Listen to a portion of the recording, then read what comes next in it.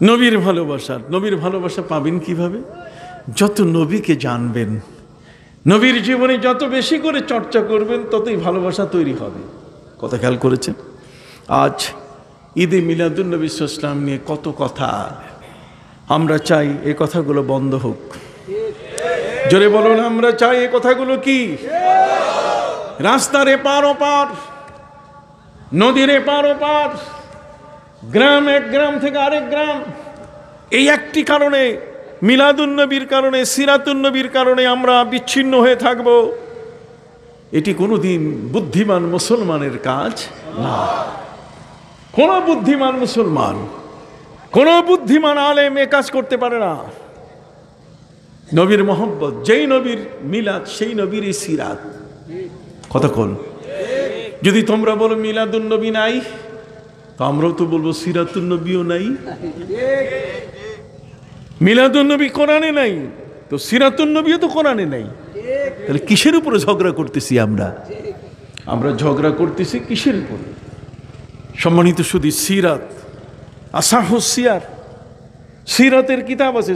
সিয়ার শব্দের অর্থ হচ্ছে, সিরাত শব্দের অর্থ হচ্ছে চরিত্র, আদর্শ ইত্যাদি। কিন্তু সিয়ার এটার মূল অর্থটা যদি আপনি বের করেন, তাহলে দেখবেন যুদ্ধ। নবীজি কয়টা যুদ্ধ করছেন? যুদ্ধ জীবন, যুদ্ধ জীবন নিয়ে আপনি শুধু থাকবেন। নবী করিম সাল্লাল্লাহু আলাইহি ওয়াসাল্লামের জীবনের আরো অনেকগুলো কাজ আছে না? কথা কন না। খালি যুদ্ধ জীবন নিয়ে আপনি পড়ে থাকবেন তা তো নয়।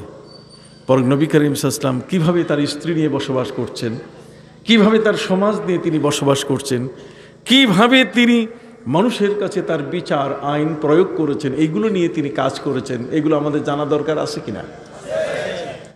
কেউ তো সমুদ্রের বিশাল কিছু অর্জন করতে সক্ষম হয়েছে জ্ঞানের, আবার কেউ তো সেই জ্ঞানের শিশির বিন্দু, কথা কন না, দেয়াম শিশির বিন্দু, সকালবেলার যে শিশির পড়ে, এই শিশির আর মহাসমুদ্রের পানি দুইটি এক জিনিস না। এই জন্য ভাইরা আমার প্রিয় নবী সাল্লাল্লাহু আলাইহি সাল্লামের জ্ঞানের মহাসমুদ্রে যারা প্রবেশ করতে পারে নাই, তারাই নবীকে আন্ডার এস্টিমেট করে, তারাই নবীকে নিয়ে খারাপ চিন্তা করে, তাদের মুখ থেকে ভালো কথা বের হয় না। তার মহাজ্ঞান ভাণ্ডারের কাছে আজকের পৃথিবীর সকল বিজ্ঞানী মুখ থুবড়ে পড়েছে, সবগুলো হ্যাঁচ হয়ে গেছে, সবগুলোর মাথা নত হয়ে গেছে, সবগুলো নিজেকে পরাজিত হিসাবে আমার প্রিয় নবী সাল্লাল্লাহু আলাইহি ওয়াসাল্লামের মহাজ্ঞান ভাণ্ডারের কাছে তারা আত্মসমর্পণ করেছে। যারা মিলাদ মানে না তাদেরকে অনুরোধ করি, তোমরা যারা মিলাদ মানো না, নবীর জীবনী সম্পর্কে আলোচনাটাকে বেদাত বলো বন্ধুরা। তোমরা কেন কিয়ামতের ময়দানে নবীজির হাউজে কাউসার থেকে দূরে সরে থাকবে? নবীজি তোমাদেরকে কাছে ভিড়তে দিবেন না। এখনো সুযোগ আছে, তওবা মরার পরে হয় না, হাসরের ময়দানে তওবা হবে না। কথা বলেন, হাসরের ময়দানে তওবা হবে না।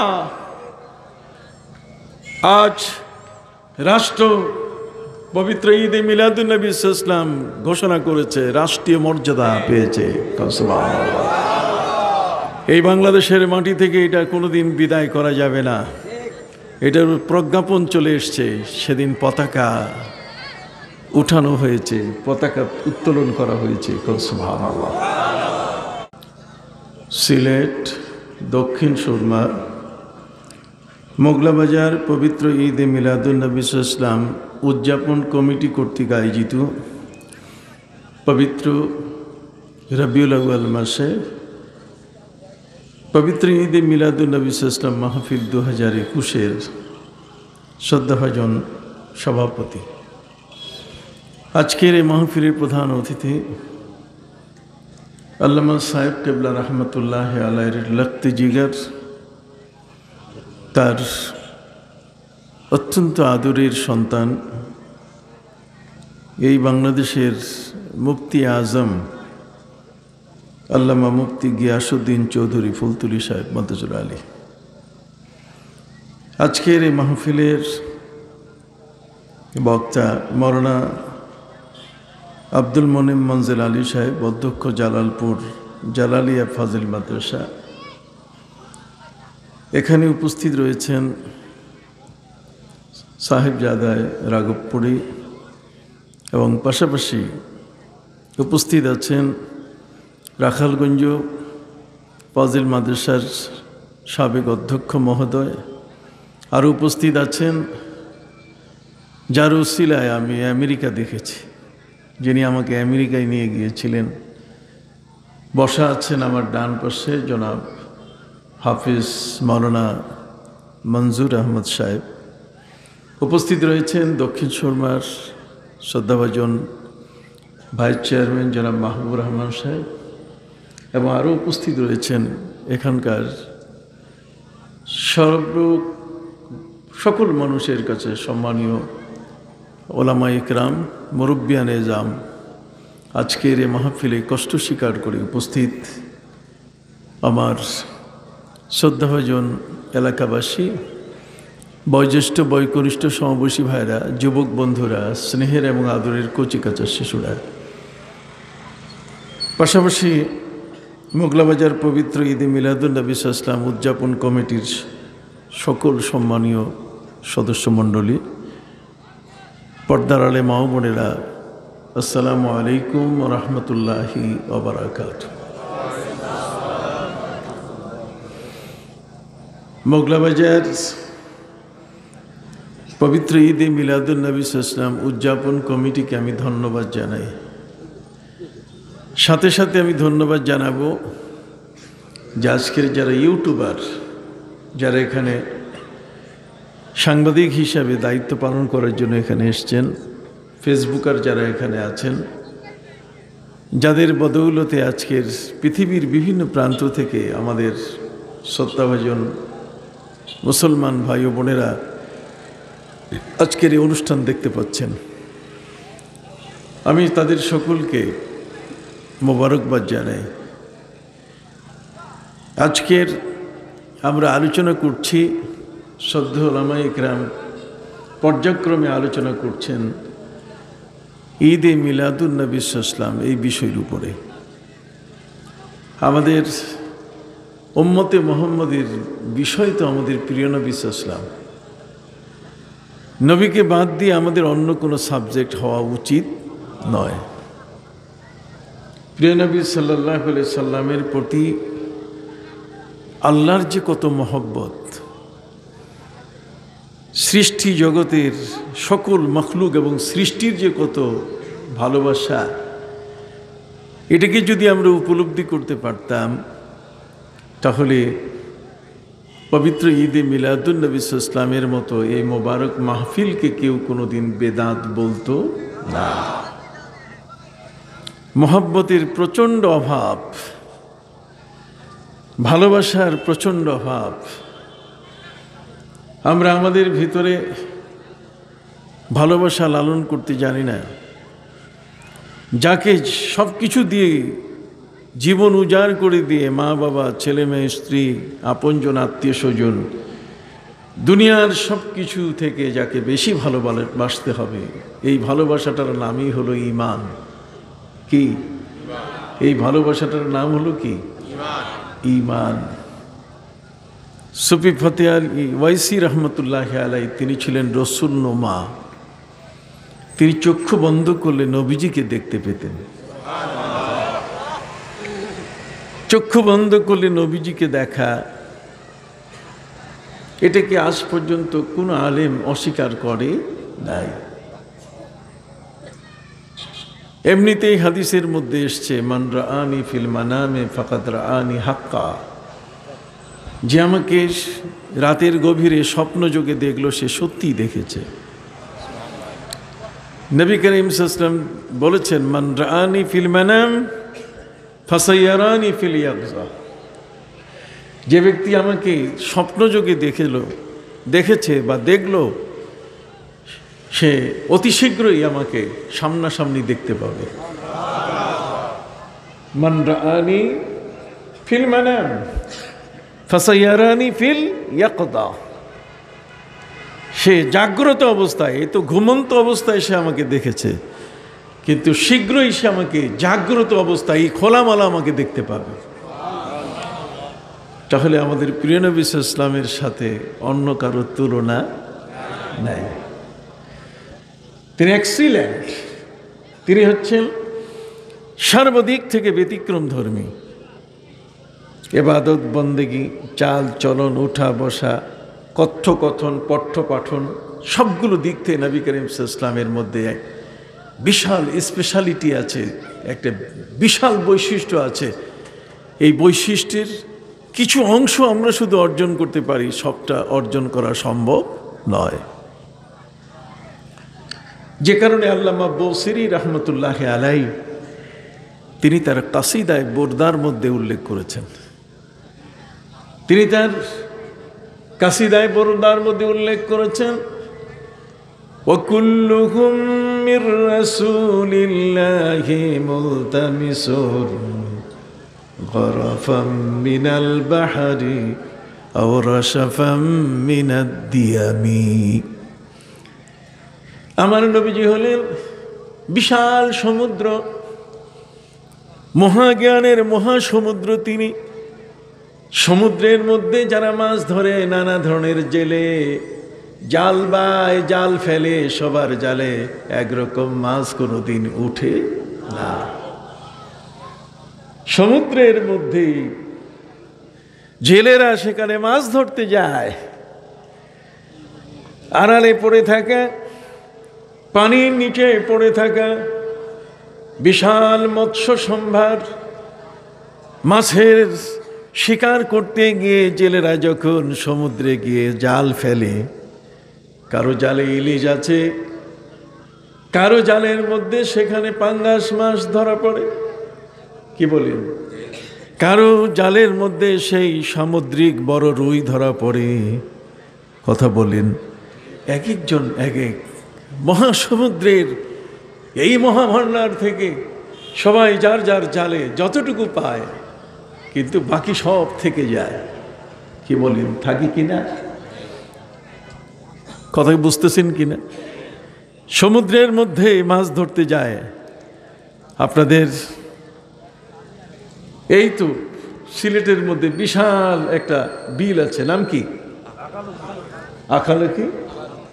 আখালকি বিল, বিশাল বিল, এপার থেকে ওই পারে দেখা যায় না। সম্মানিত সুধী, সেখানে একটা জালের মধ্যে কি আখালকি এই হ্রদ বলেন, বিল বলেন, এই বিলের সব মাছ কি একটা জালের মধ্যে আসে? অনেকেই নৌকা নিয়ে নামে, যে যেভাবে জাল ফেলেছে তার জালে ঠিক সেইভাবে মাছ আসে। আমাদের প্রিয় নবী সাল্লাল্লাহু আলাইহি ওয়াসাল্লাম হলেন জ্ঞানের মহাসমুদ্র। এখানে ইমাম আবু হানিফা রহমতুল্লাহ আলাইহি জাল ফেলেছেন, সেই জালে যে জ্ঞানগুলো এসছে। ইমাম শাফি রহমতুল্লাহ আলাইহি যে জাল ফেলেছেন, সেই জালের মধ্যে যেই জ্ঞান ধরা পড়েছে। ইমাম মালিক, ইমাম আহমদ বিন হাম্বল রহমতুল্লাহ আলাইহি যারা যেভাবে এই সাগরের মধ্যে জাল ফেলেছেন, এই জ্ঞান মহাসমুদ্রে তারা যেভাবে এখানে সাঁতার কেটেছেন, এর ভিতরে ডুবুরি হয়ে সেই জ্ঞানকে আহরণ করেছেন। কেউ মণিমুক্তা পেয়েছে, কেউ প্রবাল পেয়েছে, কতক্ষণ না, কেউ সেখানে বড় ধরনের হীরকখণ্ড লুকিয়ে থাকা বিশাল সম্পদ আহরণ করতে সম্ভব হয়েছে। কিন্তু মহাসমুদ্রের সবটা একজনের পক্ষে অর্জন করা সম্ভব হয় নাই। সুবহানাল্লাহ। এই জন্যে আল্লামা বসিরি রহমতুল্লাহ আলাইহি তিনি তার 168 লাইনের কবিতা, 168 লাইনের কবিতা আমি অনুবাদ করেছি। সেই কবিতার মধ্যে তিনি কাসিদায়ে বুরদার মধ্যে তিনি লিখছেন, ও কুল্লুহুম মির রাসূলিল্লাহি মুলতামিসুন। ইলতিমাস, ইলতিমাস শব্দের অর্থ হচ্ছে কষ্ট করে যতটুকু পাওয়া যায়। কথা বলেন না, আপনি কাদার মধ্যে মাছ ধরার চেষ্টা করছেন, এর মধ্যে যা আপনি পাইলেন। ও কুল্লুহুম মির রাসূলিল্লাহি মুলতামিসুন গারফাম মিনাল বাহরি আও রাশাফাম মিনাদ দিয়ামি। কেউ তো সমুদ্রের বিশাল কিছু অর্জন করতে সক্ষম হয়েছে জ্ঞানের, আবার কেউ তো সেই জ্ঞানের শিশির বিন্দু, কথা কন না, দেয়াম শিশির বিন্দু, সকালবেলার যে শিশির পড়ে, এই শিশির আর মহাসমুদ্রের পানি দুইটা এক জিনিস না। এই জন্য ভাইরা আমার প্রিয় নবী সাল্লাল্লাহু আলাইহি সাল্লামের জ্ঞানের মহাসমুদ্রে যারা প্রবেশ করতে পারে নাই, তারাই নবীকে আন্ডার এস্টিমেট করে, তারাই নবীকে নিয়ে খারাপ চিন্তা করে, তাদের মুখ থেকে ভালো কথা বের হয় না। এই মহাসমুদ্রের, মহা আটলান্টিক, ভূমধ্য সাগর, দুনিয়ার সমস্ত সাগর যদি এক করা হয়, শুধু তা নয়, সারা জগৎ, আসমান এবং জমিন, আমার নবীজি বলেছেন উতীতু ইলমাল আউয়ালিন ওয়াল আখিরিন, আগের পরের জগতের কোনো জ্ঞান আল্লাহ আমার কাছে বাকি রাখেন নাই। সাহাবায়ে কিরাম আমার নবীকে জিজ্ঞাসা করলেন, ইয়া রাসূলুল্লাহ, ইয়া হাবিবাল্লাহ, আকাশের সূর্যটা এটা তো চোখের আড়াল হয়। নবীজি সাল্লাল্লাহু আলাইহি সাল্লাম তিনি নিজেও হাদিসের মধ্যে এসছে, হযরত আবু যর গিফারি রাদিয়াল্লাহু তাআলা আনহুকে তিনি ধরে বললেন, ইয়া আবা যাররিন, ইযা গারাবাতিশ শামস, ইযা গারাবাতিশ শামস ফাইনা তাগিবু। আবু যর, সূর্যটা যখন ডুবে যায় তখন কোথায় যায় বলো তো? সূর্যটা যখন চোখের আড়াল হয়ে যায় তখন যায় কোথায়?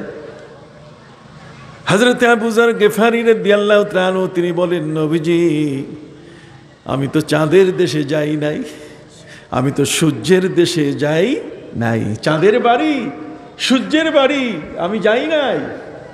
চাঁদ আর সূর্য এই দুটো সম্পর্কে আপনি আমাকে জিজ্ঞেস করলে আমি তো কোনো উত্তর দিতে পারবো না।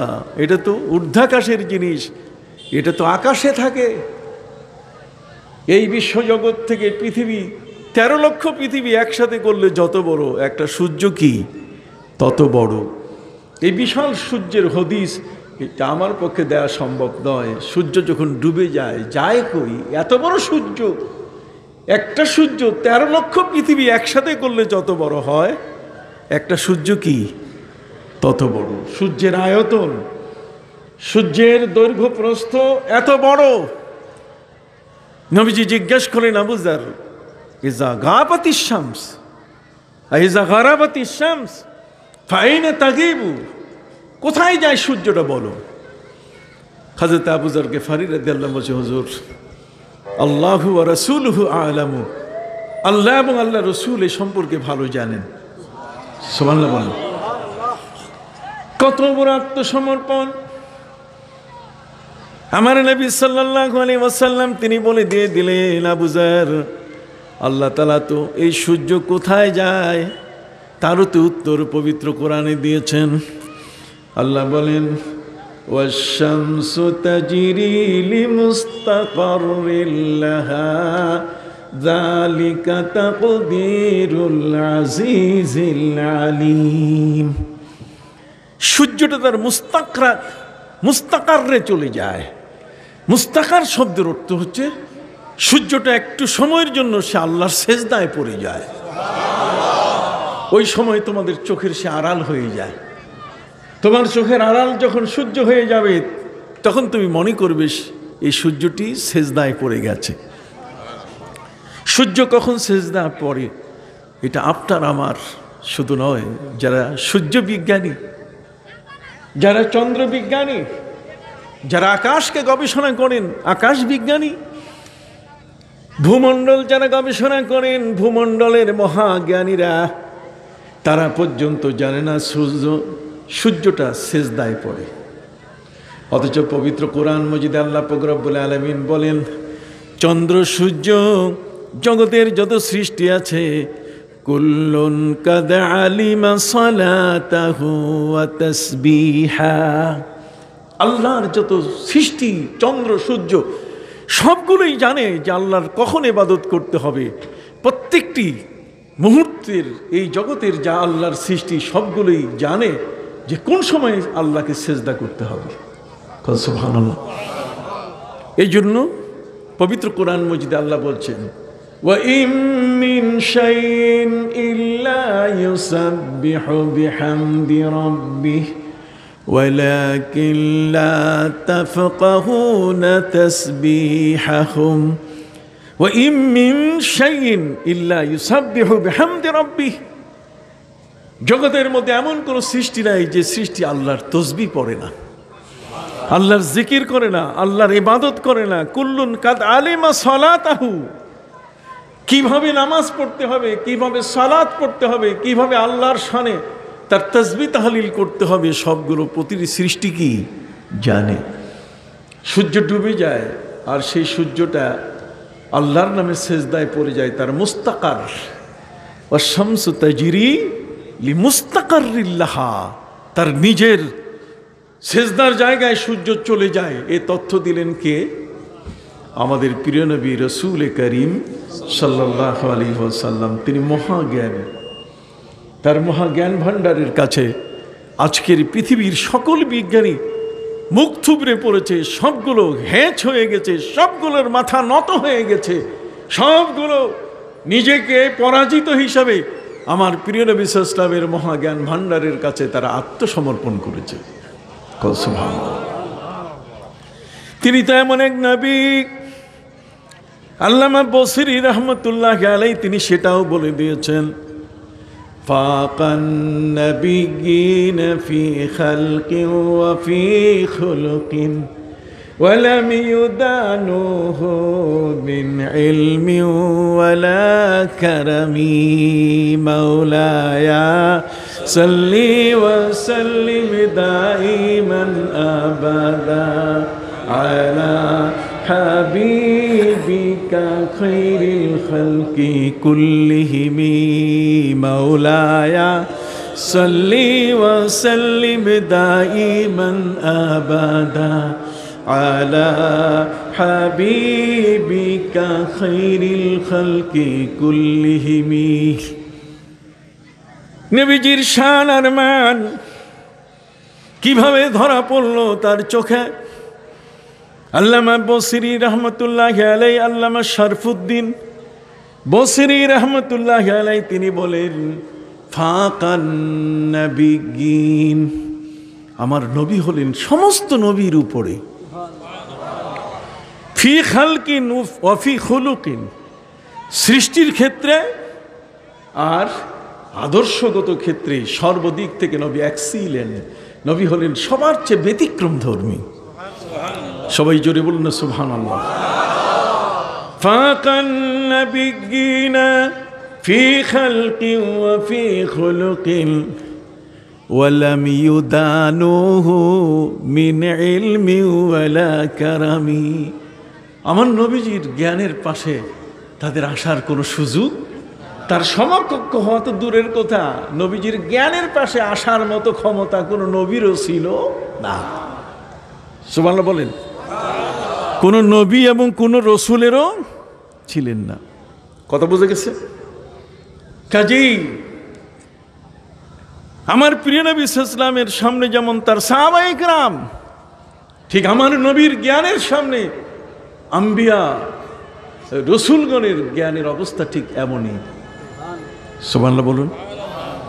এই মানুষটার একটা হাত আর একটা পা, এই দুটোই প্যারালাইজড হয়ে গিয়েছিল।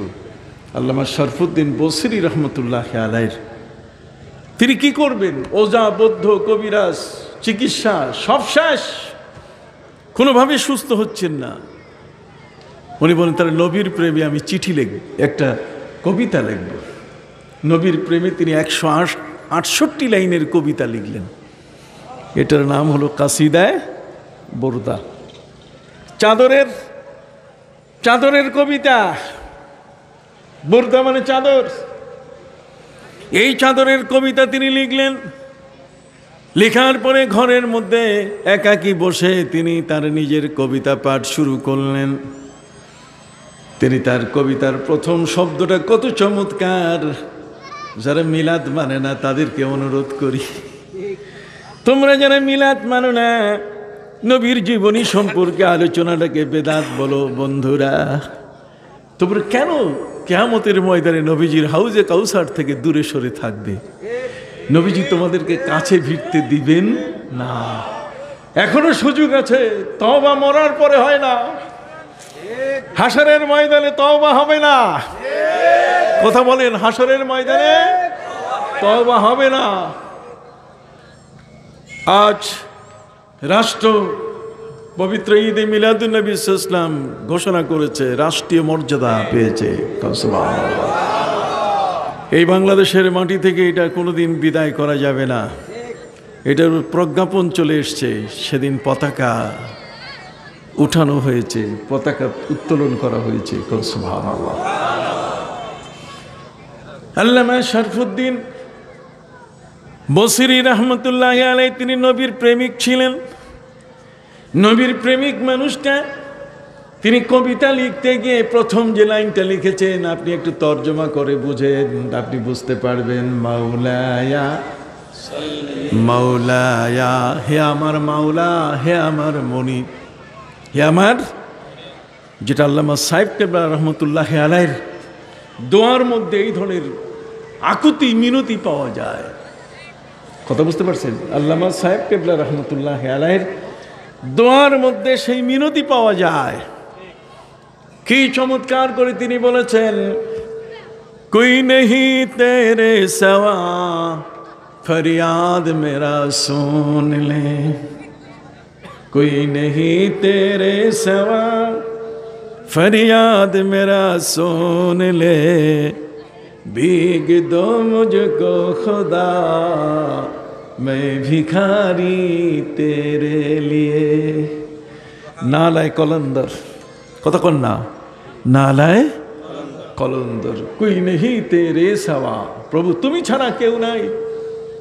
আমার এই ফরিয়াদ, আমার আবেদন নিবেদন শোনার মতো আর কেউ, কুই নেহি তেরে সওয়া फरियाद मेरा सुन ले, भीग दो मुझको खुदा मैं भिखारी तेरे लिए। তুমি আমাকে ভিক্ষা দাও, আমি তো তোমার দুয়ারে ভিক্ষুক। মান তাওয়াযা লিল্লাহ রাফাহুল্লাহ, তুমি নিজকে যত ছোট করবে তত মর্যাদা বেড়ে যাবে। জ্ঞানের জগতে বাড়াবাড়ি করো না। আলা কুল্লি জি ইলমিন আলিমুন, জাননেওয়ালার উপরে জাননেওয়ালা আছে। তোমার জ্ঞানের জগৎ তুমি যতটুকু শিখেছো তার চেয়েও মহাজ্ঞানী পৃথিবীর মধ্যে আছে। তুমি একেবারে চূড়ান্তভাবে বলো না যে আমি সব কিছু বুঝে ফেলেছি। ওমা উতিতুম মিনাল ইলমি ইল্লা কালিলা, বান্দা তোমাকে যে জ্ঞান দিয়েছি সেটা একেবারে সামান্য। আর সামান্য জ্ঞান কতটুকু, সেটিও আল্লাহ পাক রব্বুল আলামিন একজন অলি আর একজন নবী, অথবা দুইজন অলির মাঝখানে আল্লাহ পাক রব্বুল আলামিন দেখিয়ে দিলেন।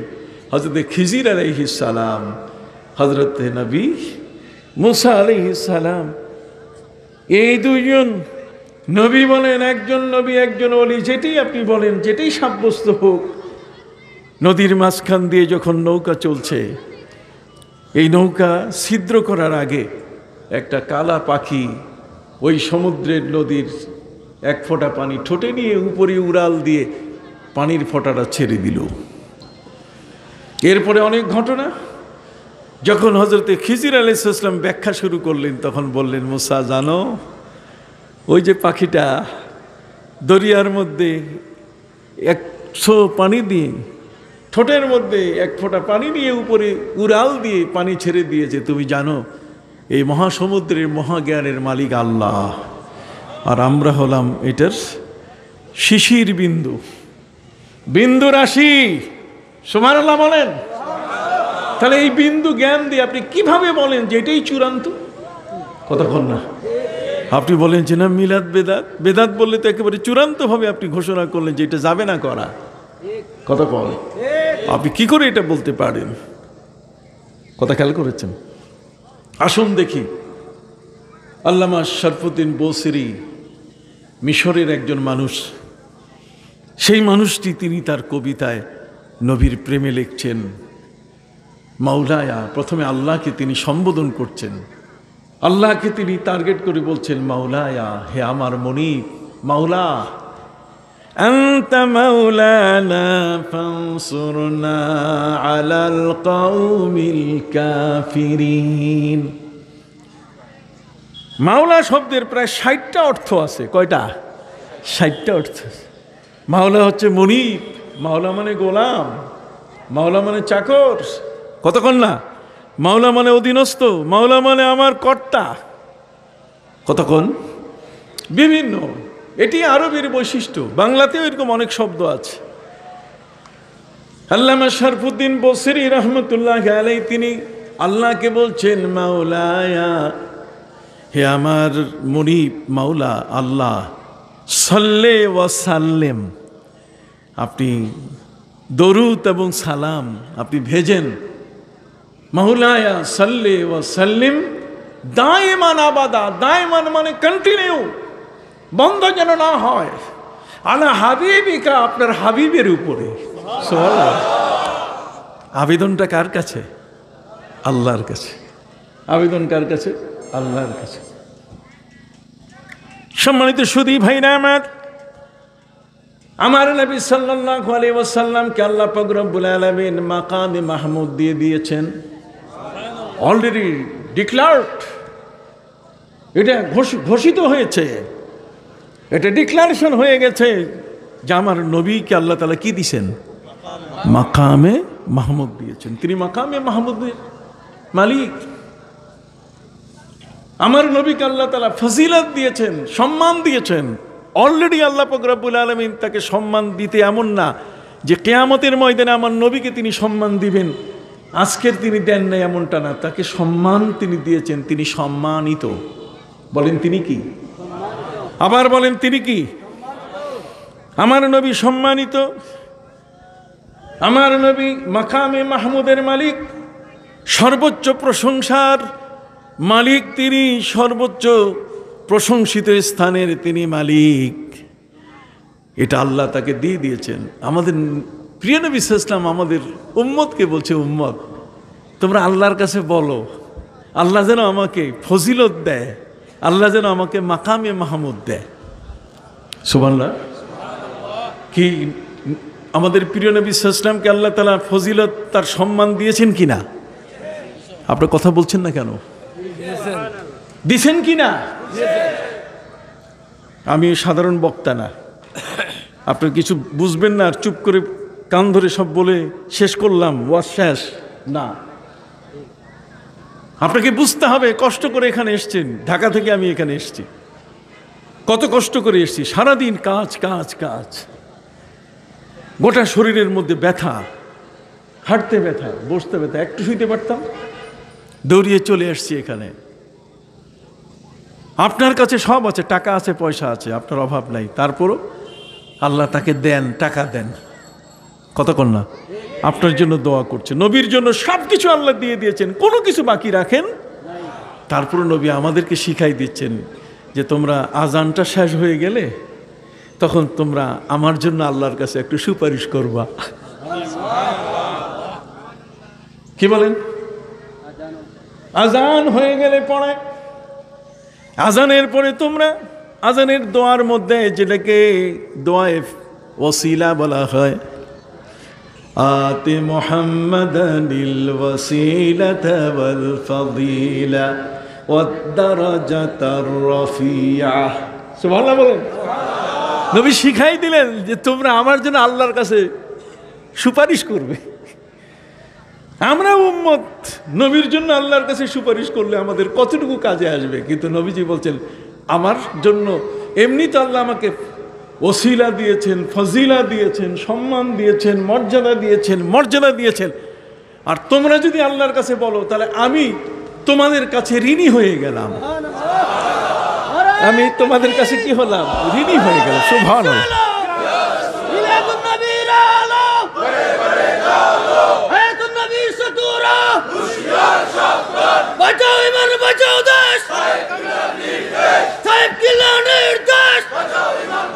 ভাইরা আমার, আল্লাহুম্মা রাব্বা হাযিহিদ দাওয়াতিত তাম্মা ওয়াস সালাতিল কায়িমা।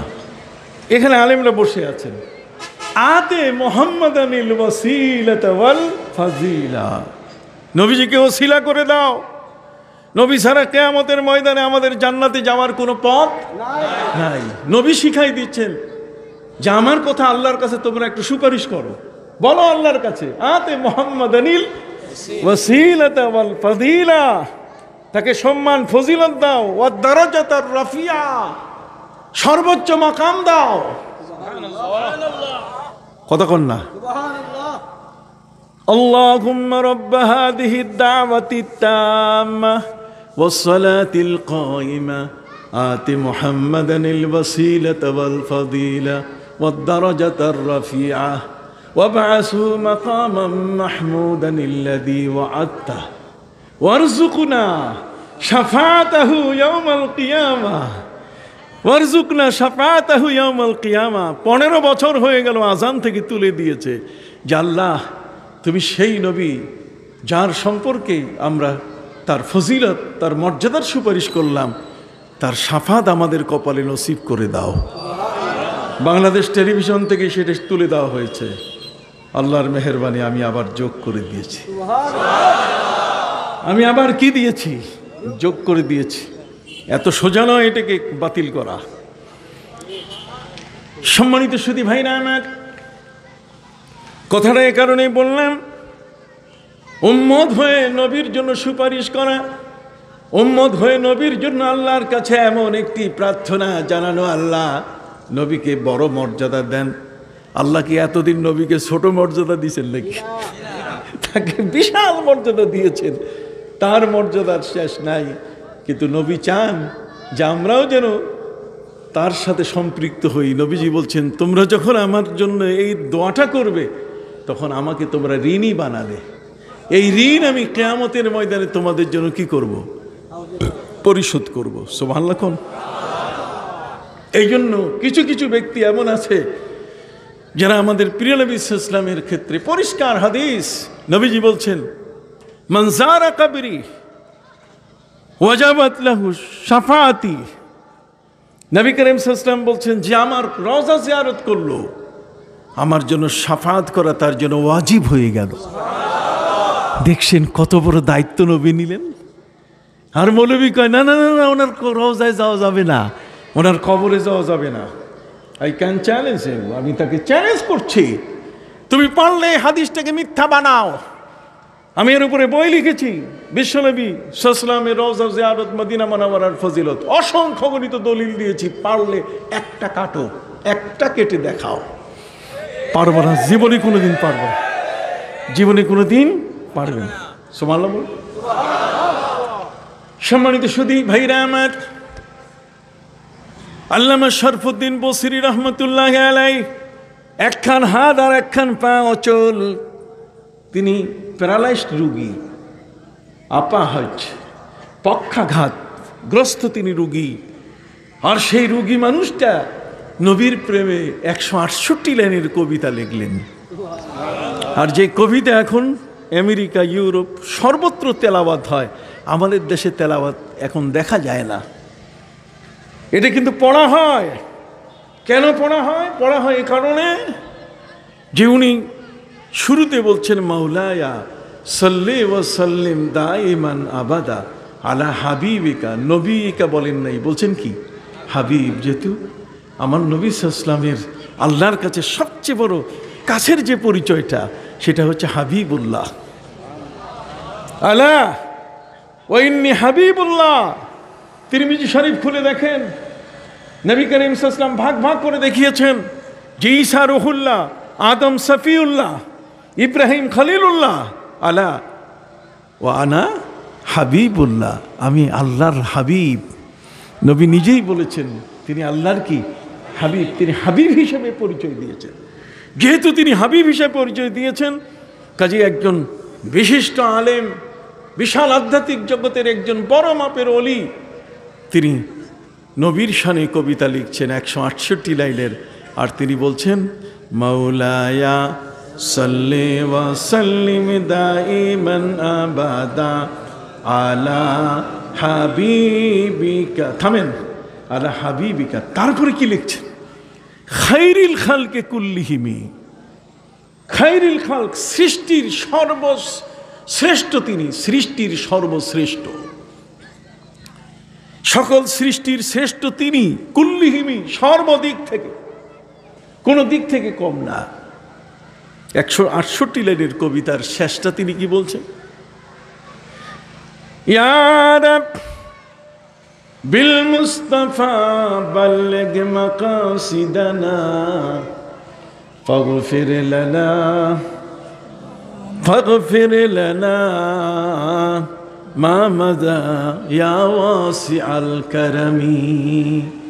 হে প্রভু, তুমি সেই রাসূল সাল্লাল্লাহু আলাইহি ওয়াসাল্লামের উসিলায়, ওরা বলছে উসিলা ধরা যাবে না, নবীর নাম নিতেও, তার নাম নিয়ে যে আল্লাহর কাছে দোয়া করব। হযরত আদম আলাইহিস সালাম তিনি আমার নবীর উসিলা দিয়ে বললেন, ইয়া রব বে মুহাম্মাদিন, আল্লাহ মুহাম্মদ সাল্লাল্লাহু আলাইহি ওয়াসাল্লামের নামের উসিলায় তুমি আমার গন্ধম ফলের বিষয়টা, মামলাটা খারিজ করে দাও।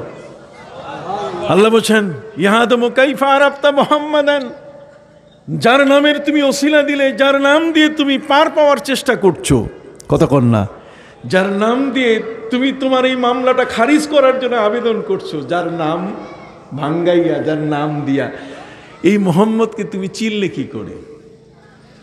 হযরত আদম আলাইহিস সালাম তিনি বললেন, ইয়া রব লাম্মা খালাকতানি বিয়াদাইক ওয়া নাফাকতা ফিয়া মির রূহিক, যখন আপনার কুদরতি হাত দিয়ে আপনি আমাকে সৃষ্টি করলেন এবং আমার ভিতরে যখন রূহটা আপনি ফুঁকে দিলেন, ঠিক আছে কথা, ফারাইতু মাকতুবান আলা কাওয়াইমিল আরশে লা ইলাহা ইল্লাল্লাহু মুহাম্মাদুর রাসূলুল্লাহ ফাযানানতু আন্নাকা লাম তুযিব ইলা ইসমিকা ইল্লা আহসানাল ইসমি ইলাইক।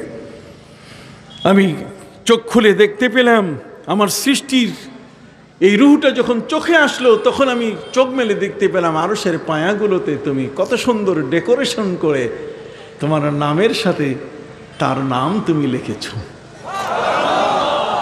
ডেকোরেটেড নাম, ক্যালিগ্রাফির সর্বোচ্চ মানের নাম, এত সুন্দর করে তুমি নামটা সাজিয়েছ যে নামটার সাথে তুলনা হয়।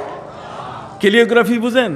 এই যে সুন্দর করে সাজাইয়া আঁকাইয়া বাঁকাইয়া লেখে, ক্যালিগ্রাফি। এত সুন্দর করে তুমি তোমার বন্ধুর নামটা তুমি লিখেছো, নিশ্চয়ই তোমার কাছের বন্ধু না হলে তুমি তোমার নামের পাশে তাকে জায়গা দিতে। যখন জায়গা দিয়েছ আমি বুঝতেছি নিশ্চয়ই তুমি তাকে আপন করে নিয়েছো তোমার কাছের, এ কারণে তার নাম নিয়ে তোমার কাছে আমি আমার সেই গন্ধম ফলের বিষয়টা কথা কর না, অথবা আমার যে জান্নাতে ঘটনা ঘটেছে আমি তার থেকে আমি পরিত্রাণ চাই। আল্লাহ বলে দিলেন, ইয়া আদম লাউলা মুহাম্মাদুল্লাহ মা খালাকতু, যদি মুহাম্মদ সাল্লাল্লাহু আলাইহি ওয়াসাল্লাম না হতেন তাহলে আমি তোমাকে সৃষ্টি করতাম না। সাবজেক্ট তিনি, আপনি হাদিস কোনটা জাল আর কোনটা সহি, আপনি এই সবকে আছেন।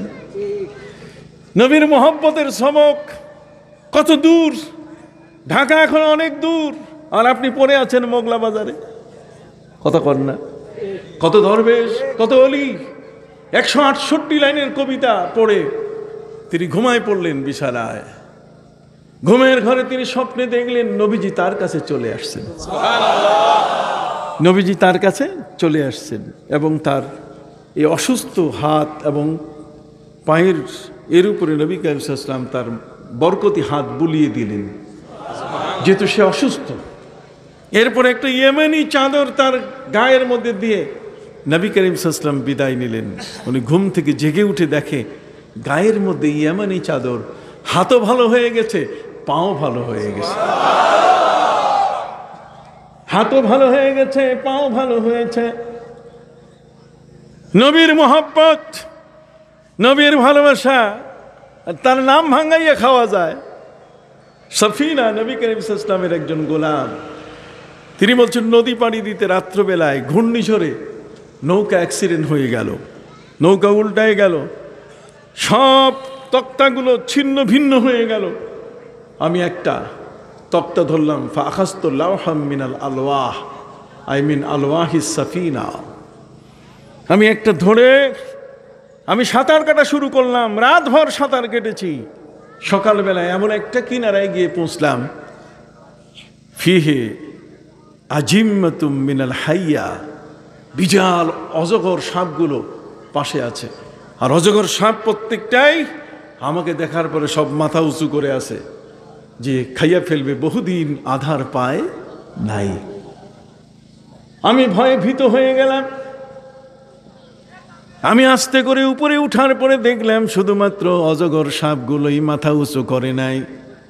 আমি দেখলাম ফিহে আসাদুন, একটা বিশাল সিংহ আমার দিকে তাকায় আছে, সে আমার টার্গেট করতেছে যে লাফ দিয়ে ধরে ফেলবে নাকি।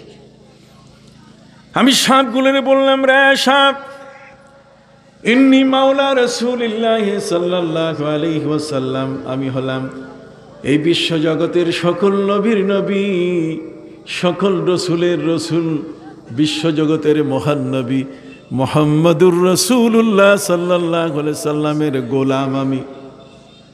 যখনই গোলামের কথা বলছি তখনই প্রত্যেকটা অজগর তার মাথা নিচু করে ফেলল।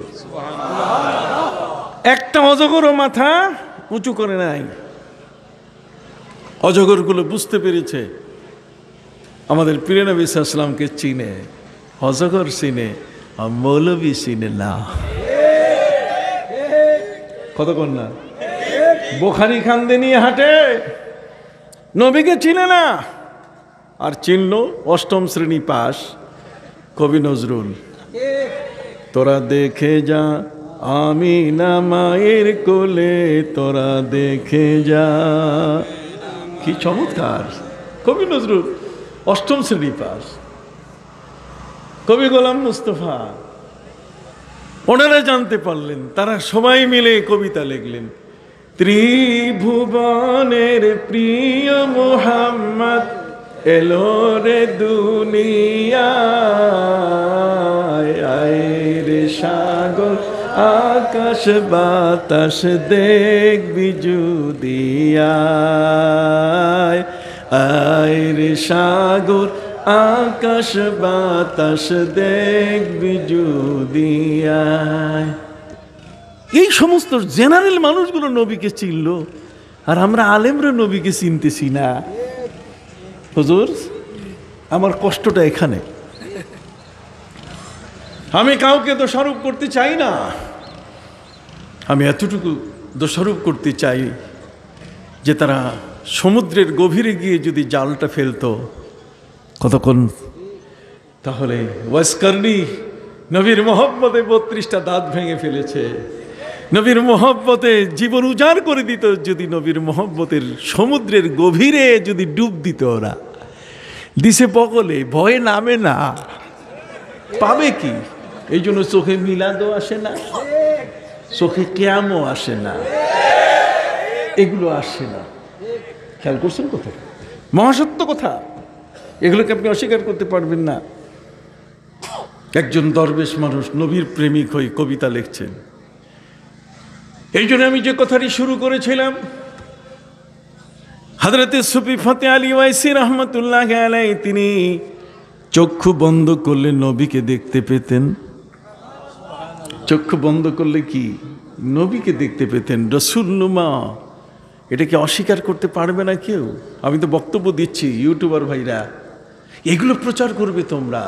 যারা আমার নবীর উল্টা বলে এগুলো তোমরা প্রচার করবে না।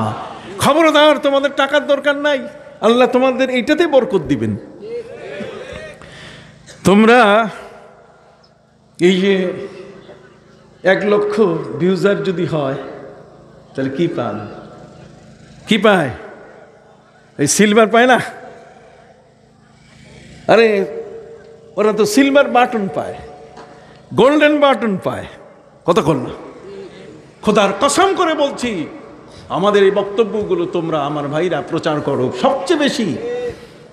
ওই সমস্ত অলিয়া উলিয়া আল্লামা সাহেব কেবলা, সারসিনা, ফুরফুরা যারা আছেন, এই নবীর প্রেমিক যারা আছে, এগুলো বেশি প্রচার করো। যারা বেদাত বেদাত বলে এগুলোকে কেটে ফেলো, এগুলো প্রচার করার দরকার নাই। এগুলোতে বিভ্রান্ত হচ্ছে। তোমরাও কিন্তু কিয়ামতে নবীর কাছে ঠকে যাবে, তোমরাও নবীর কাছে কিন্তু কিয়ামতের ময়দানে ঠকে যাবে, ঠেকে যাবে। তোমাদের কোন নবীজি ঠাঁই দিবেন না। তুমি কেন এগুলো প্রচার করেছো? তুমি জানো সালেহ হিসাবে এখানে এসে তোমাকে সতর্ক করে গিয়েছে। কথা কি বুঝতে পারছো? তোমরা আমাদের বক্তব্য, নবীর প্রেমের বক্তব্যগুলো প্রচার করতে থাকো, আল্লাহ তোমাদের রেজেকে বরকত দিয়ে দিবেন। নবীর প্রেমিকদের জন্য আল্লাহ কখনো তাদেরকে ভুখা রাখেন না, তাদেরকে কখনো তিনি বেইজ্জতি করেন না। নবী সম্মানী, নবীর জন্য যারা প্রেম করে, নবীর জন্য জীবন উজাড় করে, তারাও কি সম্মানী, তারা শাহাদাতের মর্যাদা পায়, তারা আল্লাহর কাছে বিশাল বড় বড় মর্যাদা লাভ করে। আমি কি বুঝাতে পারছি? এই জন্যই সম্মানিত শুধু বলতে চাই,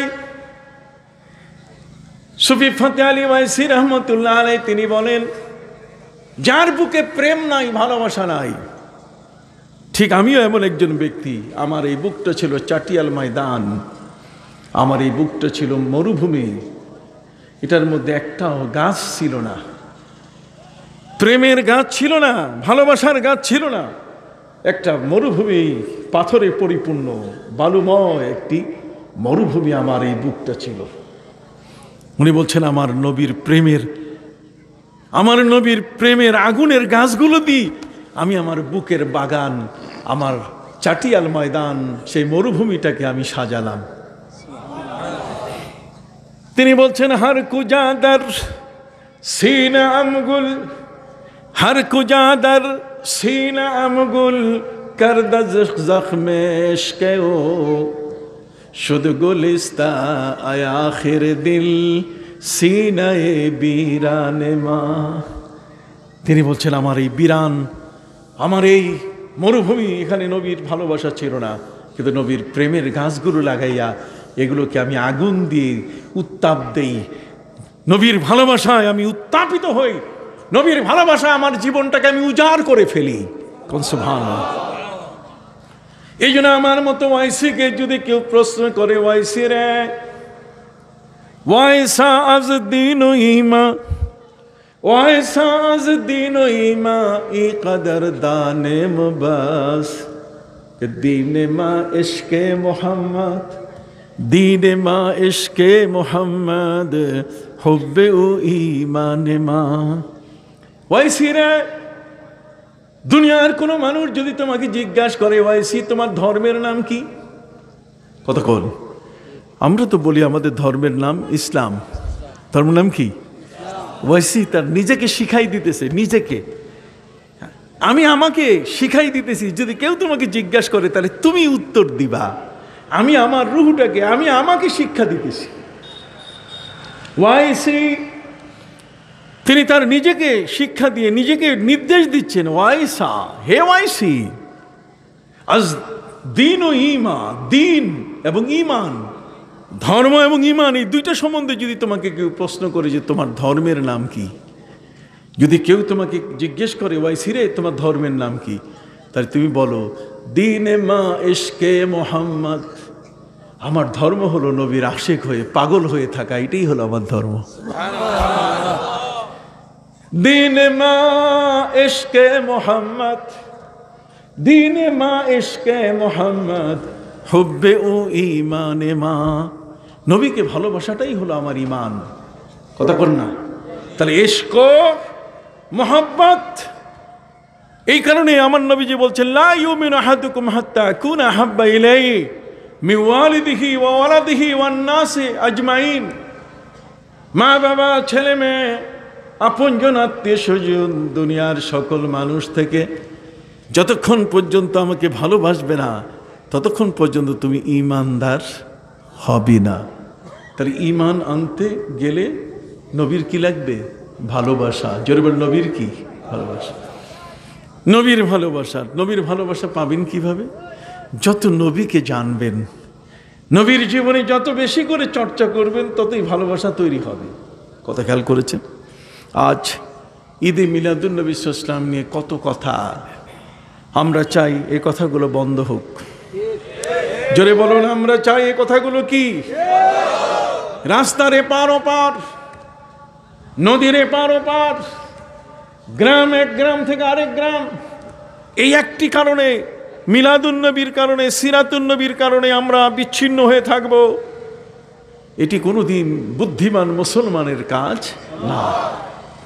কোন বুদ্ধিমান মুসলমান, কোন বুদ্ধিমান আলেম এ কাজ করতে পারে না। নবীর মোহাব্বত, যেই নবীর মিলাদ সেই নবীর সিরাত। কতক্ষণ? যদি তোমরা বলো মিলাদুন নবী নাই, তো আমরাও তো বলবো সিরাতুন নবীও নাই।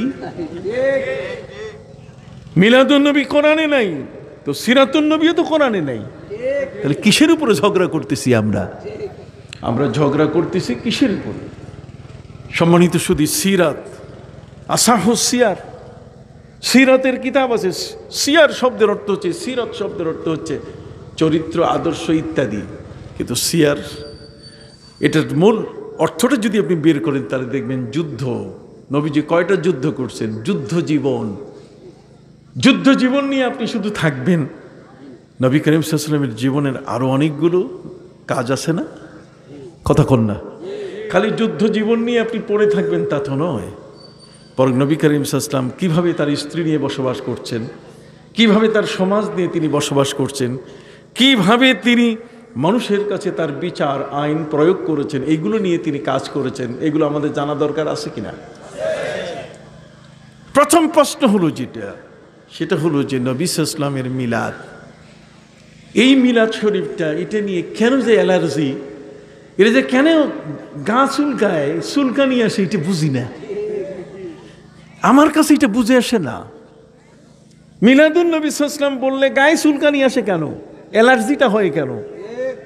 বরং এখানে তো মহব্বতের জোশে বলা দরকার যে এটা চলবে, এটা চলবে। এটা কি চলবে? কেন? এ কারণে চলবে যে আমাদের প্রিয় নবী সাল্লাল্লাহু আলাইহি ওয়াসাল্লাম তিনি প্রতি সোমবার রোজা রাখতেন। কথা বলুন, প্রতি সোমবার কি রোজা পালন করতেন। প্রতি সোমবারে নবীজি রোজা। সাহাবায়ে কিরাম নবী করিম সাল্লাল্লাহু আলাইহি ওয়াসাল্লামের এ ধরনের আমলগুলো সম্পর্কে কখনো কখনো প্রশ্ন করে বসতেন। নবীজি হলেন তো মহাজ্ঞান ভান্ডার। ওরা বলে নবীজি লেখাপড়া জানে না, আর নবী বলেন যে আমি লেখাপড়া জানি। এখানে কার কথা বিশ্বাস করবেন? মালয়েশিয়ার মৌলবীর কথা বিশ্বাস করবেন না বিশ্বজগতের মহান নবীর কথা বিশ্বাস করবেন?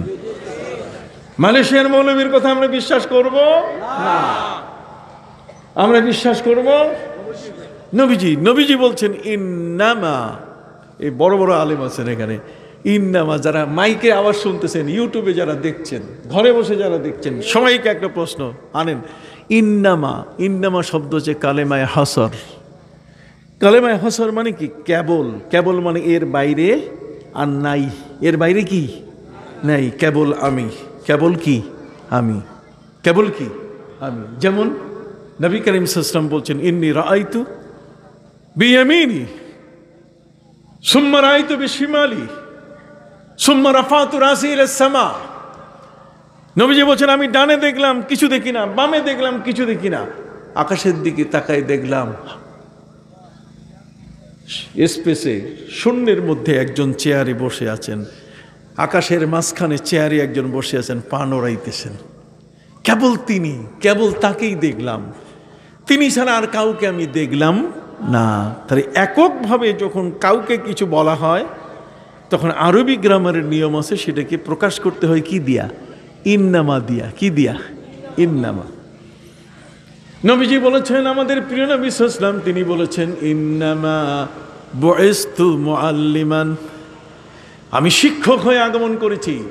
তার মানে নবী বলছেন আমি কেবল শিক্ষক, সবটাতে আমি শিক্ষক। কেমিস্ট্রিতেও আমি শিক্ষক, বায়োলজিতেও আমি শিক্ষক, অ্যালজাবেরায় আমি শিক্ষক, সূর্য বিজ্ঞানে আমি শিক্ষক, চন্দ্র বিজ্ঞানে আমি শিক্ষক, বিচারিক বিজ্ঞানে আমি শিক্ষক, রাজনীতিতে আমি শিক্ষক। যারা বলেন সুবহানাল্লাহ। স্বরাষ্ট্রনীতিতে আমি শিক্ষক, পররাষ্ট্রনীতিতে আমি কি শিক্ষক, আমি বন্দিনীতিতে শিক্ষক, আমি অর্থনীতিতে শিক্ষক, আমি ব্যক্তি, সমাজ, জাতির প্রত্যেকটি ক্ষেত্রে আমি কি শিক্ষক। নবীজি বলছেন সালু আন্নি উজিবু লাকুম। বাপের বেটা যদি হও, বুকে যদি সাহস থাকে, প্রশ্ন করো, তোমাদের প্রত্যেকটি প্রশ্নের উত্তর আমি দিয়ে দিব।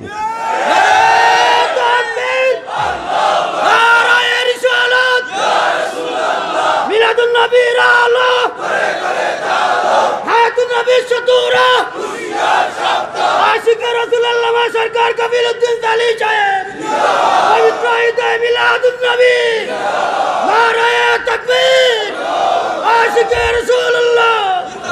হাজরিন, কি চমৎকার কথা! ইন্নামা বুইস্তু মুআল্লিমান, আমি শিক্ষক হয়ে আগমন করেছি। কেবল আমি শিক্ষক, কেবল আমি কি? আমি ছাত্র নই। কোথাও আমি ছাত্র নই, কোথাও আমি ছাত্র নই। যদি মায়ের গর্ভের সন্তান সম্বন্ধে আমাকে প্রশ্ন করা হয়, সেখানেও আমি শিক্ষক। মায়ের বুকের দুধ সম্বন্ধে যদি জিজ্ঞেস করা হয়, সেখানেও আমি কি? শিক্ষক। সুবহানাল্লাহ বলেন। নবীজিকে জিজ্ঞেস করা হয়েছে যে নবীজি, আল্লাহ যে রব, আল্লাহ যে কি? এর রবের একটু সহজ ব্যাখ্যা দেন তো। নবী যা বলেছেন তাই আমরা আমাদের পুঁজি। নবী যাই বলেছেন তাই আমাদের পুঁজি, ওইটাই আমাদের জ্ঞান। এর বাইরের জ্ঞান আমাদের বাইরে হয় না, টানে টুনে বাইর করতে হয়, বহু কষ্ট। সুধী মণ্ডলী, খুব সংক্ষিপ্তভাবে আপনাদের কাছে বলতে চাই, আপনারা আমার কথাগুলো বুঝতেছেন? আমি কি কোনো অন্যায়ের কোনো কথা বলছি? নবী করিম সাল্লাল্লাহু আলাইহি ওয়াসাল্লাম, তিনি, তাকে প্রশ্ন করা হলো যে আল্লাহ যে রব, নবীজি না বলা পর্যন্ত কোনো জিনিসের ব্যাখ্যা হয় না। নবীজি না বলা পর্যন্ত কি হয় না? ব্যাখ্যা হয় না। নবী যেটা বলেছেন এর বাইরে যদি আপনি বলেন, তাহলে সেটা হবে অপব্যাখ্যা। কি হবে? ব্যাখ্যা নবী, ব্যাখ্যা তিনি দিয়েছেন, তিনিই ব্যাখ্যা দিয়েছেন। আমার প্রিয় নবী সাল্লাল্লাহু আলাইহি ওয়াসাল্লামকে প্রশ্ন করা হলো যে আল্লাহ যে রব, আপনি আমাদেরকে একটু বুঝাই দেন। নবীজি বলছেন, শোনো, মায়ের পেটে তোমরা যখন জন্ম নিয়েছো, মায়ের পেটে জন্ম নেওয়ার পরে পৃথিবীতে যেদিন তোমরা আসলে, সেদিন কারো বয়স হয়েছে 8 মাস, কারো হয়েছে 9 মাস, কারো বয়স হয়েছে 10 মাস 10 দিন। এই 10 মাস 10 দিন পরে তুমি পৃথিবীতে আসলে, তুমি আসার পরে কি খাবে? এই জন্য মায়ের বুকে ওই মহান আল্লাহ, তিনি 10 মাস আগের থেকে তোমার জন্য তিনি খাবার গরম করতেছিলেন। মায়ের বুকের অমীয় সুদা, মায়ের বুকের যে সুদাটা, যেটা সম্পর্কে হযরতে বড় পীর আব্দুল কাদের জিলানী রহমতুল্লাহ আলাইহি বলেছেন যে সারা পৃথিবীর প্রতিটি বিন্দুতে যদি তুমি সেজদা করে করে পূর্ণ করো, আর সবগুলোকে যদি এক পাল্লার উপরে রাখো, আর মায়ের বুকের এক ফোঁটা দুধ যদি আরেক পাল্লায় রাখো, তাহলে সেটা ভারী হবে বেশি। অতএব রব তিনি, যিনি একটি শিশুর জন্মের 7 মাস আগের থেকে মায়ের বুকে তার খাবার তিনি গরম করতে থাকেন। আমাদের আল্লাহ আমাদের জন্য খাবার রেডি করে রাখছেন কিনা? মায়ের গর্ভ থেকে পৃথিবীতে আসার সাথে সাথে আমরা লিকুইড খাবার পাইছি কিনা? লিকুইড বুঝেন তো, তরল খাবার, জুস তরল খাবার পাইছি কিনা? তরল খাবার অবশ্যই আমরা পেয়েছি। তিনি আমাদের রব। আমাদের নবীজি ব্যাখ্যা না দিলে কোনোদিন ব্যাখ্যা হবে না। নবীজিকে জিজ্ঞাসা করা হয়েছে, মাগরিবের নামাজ কয় রাকাত? কতক্ষণ না? মাগরিবের নামাজ তিনি 3 রাকাত বলছেন। 3 রাকাতেই, এটার 4 রাকাত বানাবার ক্ষমতা পৃথিবীর কারো নাই। এটাকে 3 কমাইয়া 2 রাকাত করবে, এটাও সুযোগ। যদিও জিবরিল আমিন 2 দিন নবী করিম সাল্লাল্লাহু আলাইহি ওয়াসাল্লামকে নামাজ শিখাই দিয়েছেন। সে নামাজটা হলো নামাজের ওয়াক্ত। প্রথম দিন কোন ওয়াক্তে নামাজ পড়বে, দ্বিতীয় দিন কোন ওয়াক্তে নামাজ, তিনি বলছেন ওয়াল ওয়াক্ত বাইনা হাযাইনিল ওয়াক্তাইন। নবী করিম সাল্লাল্লাহু আলাইহি ওয়াসাল্লাম তাকে জিবরিল আমিন বললেন যে 2 দিন আপনার কাছে আসলাম শুধু ওয়াক্তটা দেখাই দেওয়ার জন্য। কতক্ষণ না? ওয়াল ওয়াক্ত বাইনা হাযাইনিল ওয়াক্তাইন, আপনার উম্মত এই 2 ওয়াক্তের মাঝখানে নামাজ পড়বে। সুবহানাল্লাহ বলেন। সূর্য ঢলার সাথে সাথে প্রথম দিন তিনি জোহর পড়ালেন, আর দ্বিতীয় দিন তিনি 2 মেসেল, কতক্ষণ না? 2 মেসেলের পরে তিনি আসরের নামাজ পড়ালেন। তার মানে এই জোহরের নামাজটা তিনি আদায় করলেন। তাহলে এ পর্যন্ত তার ওয়াক্ত আছে। তিনি জিবরিল আমিন আমার নবীকে বলেন ওয়াল ওয়াক্ত বাইনা হাযাইনিল ওয়াক্তাইন, আপনার উম্মতের ওয়াক্ত হলো এই 2টার মাঝখানে। খাইরুল উমুরে আওসাতুহা, উত্তম সর্বোত্তম হচ্ছে মধ্যম পন্থা অবলম্বন করা। আর আমরা হলাম ওয়াকাযালিকা জাআলনাকুম উম্মাতাও ওয়াসাতা, আমরা হলাম মধ্যমপন্থী উম্মত। কাজে আমরা এই 2 ওয়াক্তের মাঝখানে আমাদের ইবাদতগুলো আমরা করব।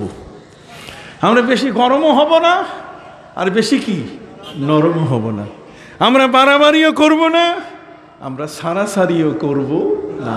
বাড়াবাড়ি তো নাই, আবার সারাসারিতেও কি নাই, বলকে মধ্যে মধ্যে। আমাদের সরছিনা মাদ্রাসার আমার এক ওস্তাদ, উনি নিয়াজ মকদুম খতানি রহমতুল্লাহ আলাইহি, উনি চীনের পাশে তুর্কমেনিস্তানের একজন ব্যক্তি ছিলেন, আমার ওস্তাদ। কথা বুঝতে পারছেন? আমি বুখারী পড়েছি, আমার বুখারীর উস্তাদ তিনি না বাংলা ঠিক মতো বলতে পারতেন আর না তিনি উর্দু ঠিক মতো বলতে পারতেন। তো ওনাকে আমরা প্রশ্ন করলাম যে নবীজির সম্পর্কে আপনি বলেন, নবীজির দেহ মোবারক কেমন ছিল? তো উনি বলেন যে রসুলুল্লাহ কা কত মানে দেহ, কত মানে কি দেহ। রসুলুল্লাহ কা কত না তো একেবারে বড় আছে আর না তো একেবারে ছোট আছে, বলকে মধ্যে মধ্যে আছে।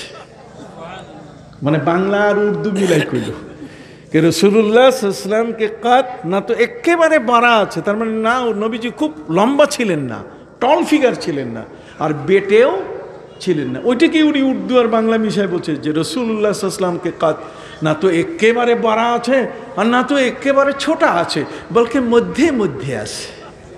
কথা বুঝেন নেই? মধ্যে মধ্যে মানে কি? মাঝখানে মাঝখানে। এগুলো তো বলার সুযোগ হয় না, আজকে বললাম। কি বলেন হুজুর? বলকে মধ্যে মধ্যে আছে। নবীজি হলেন বাইন বাইন। কোরআন বলে দিয়েছে وَكَذَلِكَ جَعَلْنَاكُمْ أُمَّةً وَسَطًا لِتَكُونُوا شُهَدَاءَ عَلَى النَّاسِ। তোমরা হলে মধ্যমপন্থী উম্মত, আমরা হলাম মাঝ বরাবর। এই জন্য আমাদের নামাজের ওয়াক্ত কি? মাঝখানে। বলেন না, আমাদের নামাজের ওয়াক্ত কি? মাঝখানে আমরা আদায় করব। তবে মাগরিব সাথে সাথে আমরা কি করব? আদায় করে ফেলব।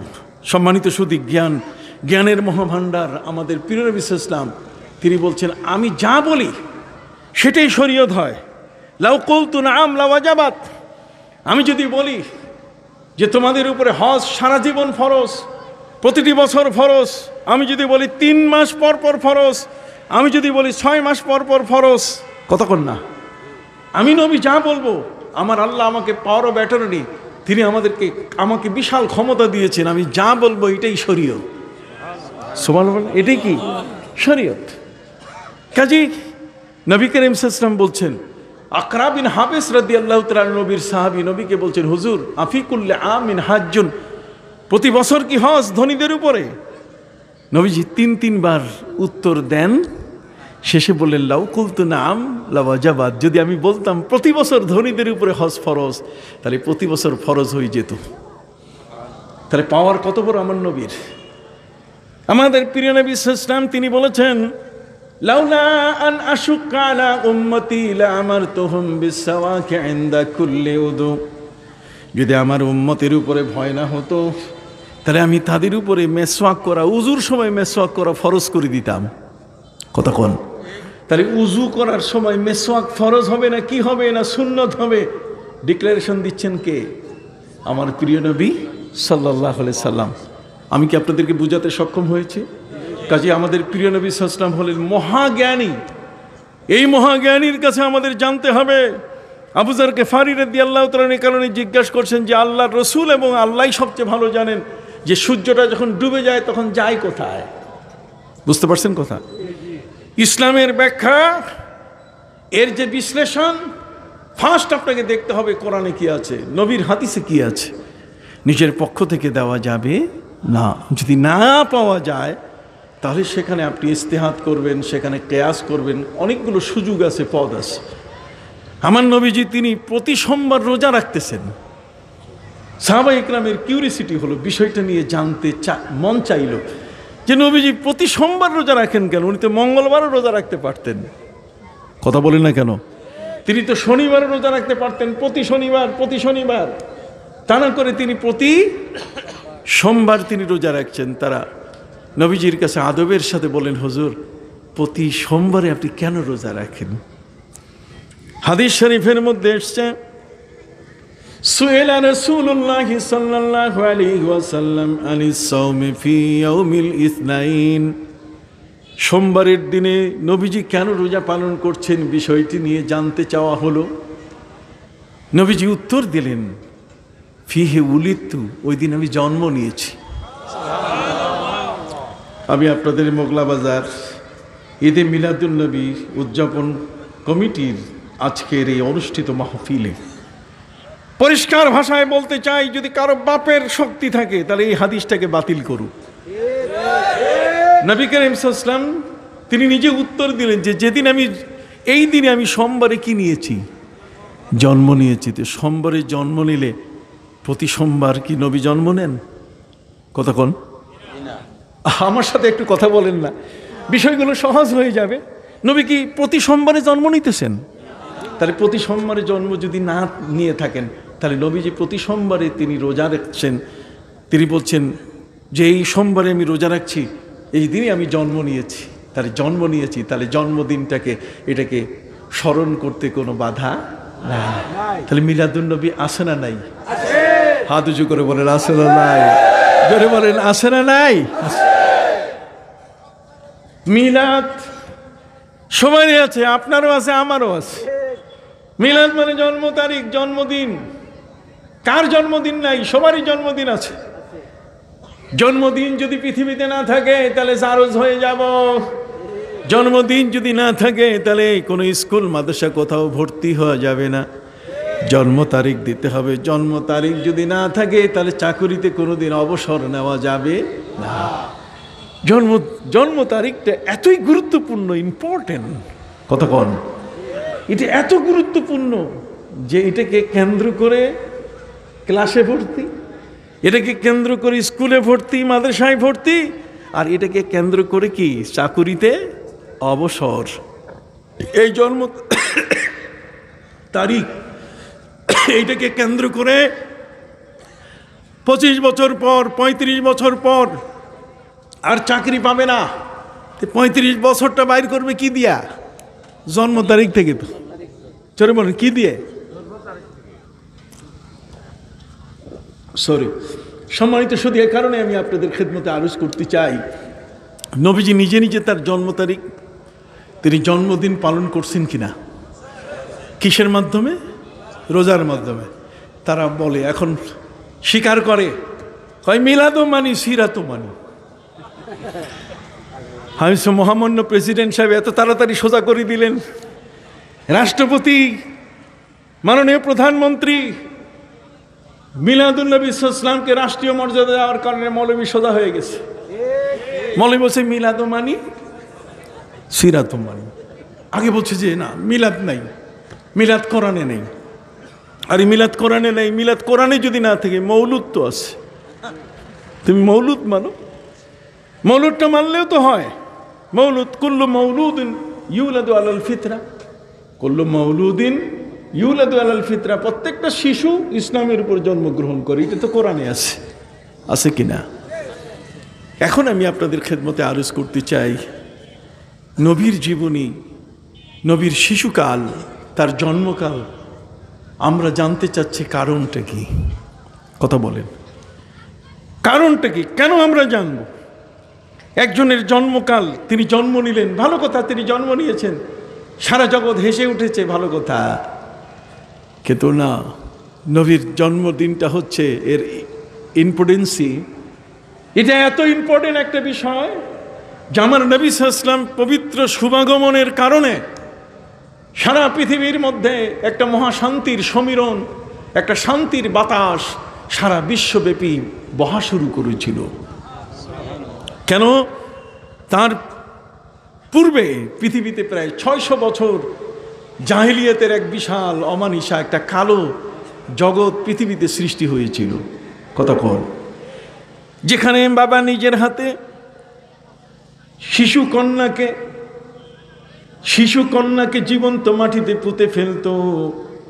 কোনো মানুষ যদি ঋণ পরিশোধ না করে মারা যায়, সেই লোকটাকে কবর থেকে লাশ তুলে তাকে লাঠি পেটা করা হতো। কথা বলেন, সমাজের মধ্যে স্বামী তার স্ত্রীকে 1000 তালাক দিয়ে থুয়ে দিত। কয় তালাক? 1000। স্ত্রীকে বলতো যে এখনো কিন্তু বহু তালাক আমার হাতে আছে, তুমি যাইতে পারবা না। কতক্ষণ নারী জগতের জীবন ছিল এমন। ওয়ায়াদাউ আকফালাহুম ফি আফওয়াহিহিন্না, কেউ যদি বিয়ে করে আনতো বউ, তাহলে বউয়ের মুখে লোহার সেখানে লাগাম লাগাই দিত, কষ্টেপ লাগাই দিত, যে বউ কথা বলতে পারবে না।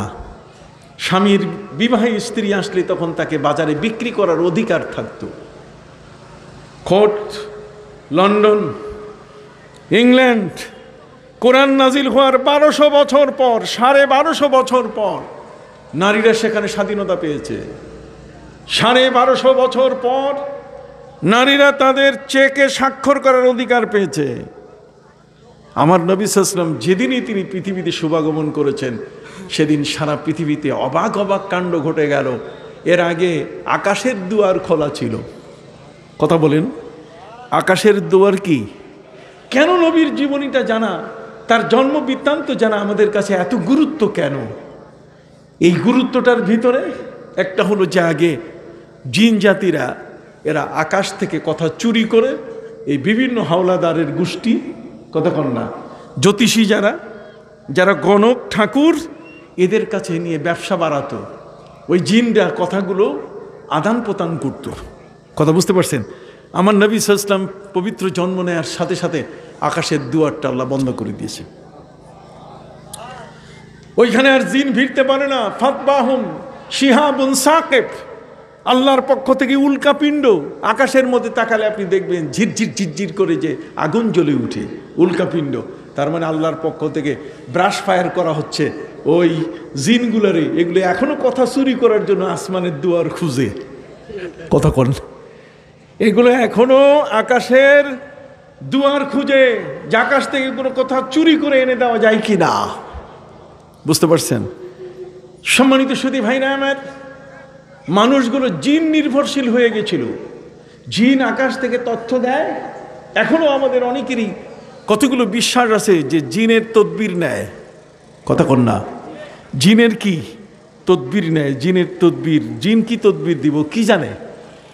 সম্মানিত সুধী, হযরত নবী সুলাইমান আলাইহিস সালাম যখন বাইতুল মুকাদ্দাস তিনি নির্মাণ শুরু করলেন, তিনি জিন ইঞ্জিনিয়ারদেরকে বললেন যে মাটি কাটো আর বাইতুল মুকাদ্দাস তৈরি করো।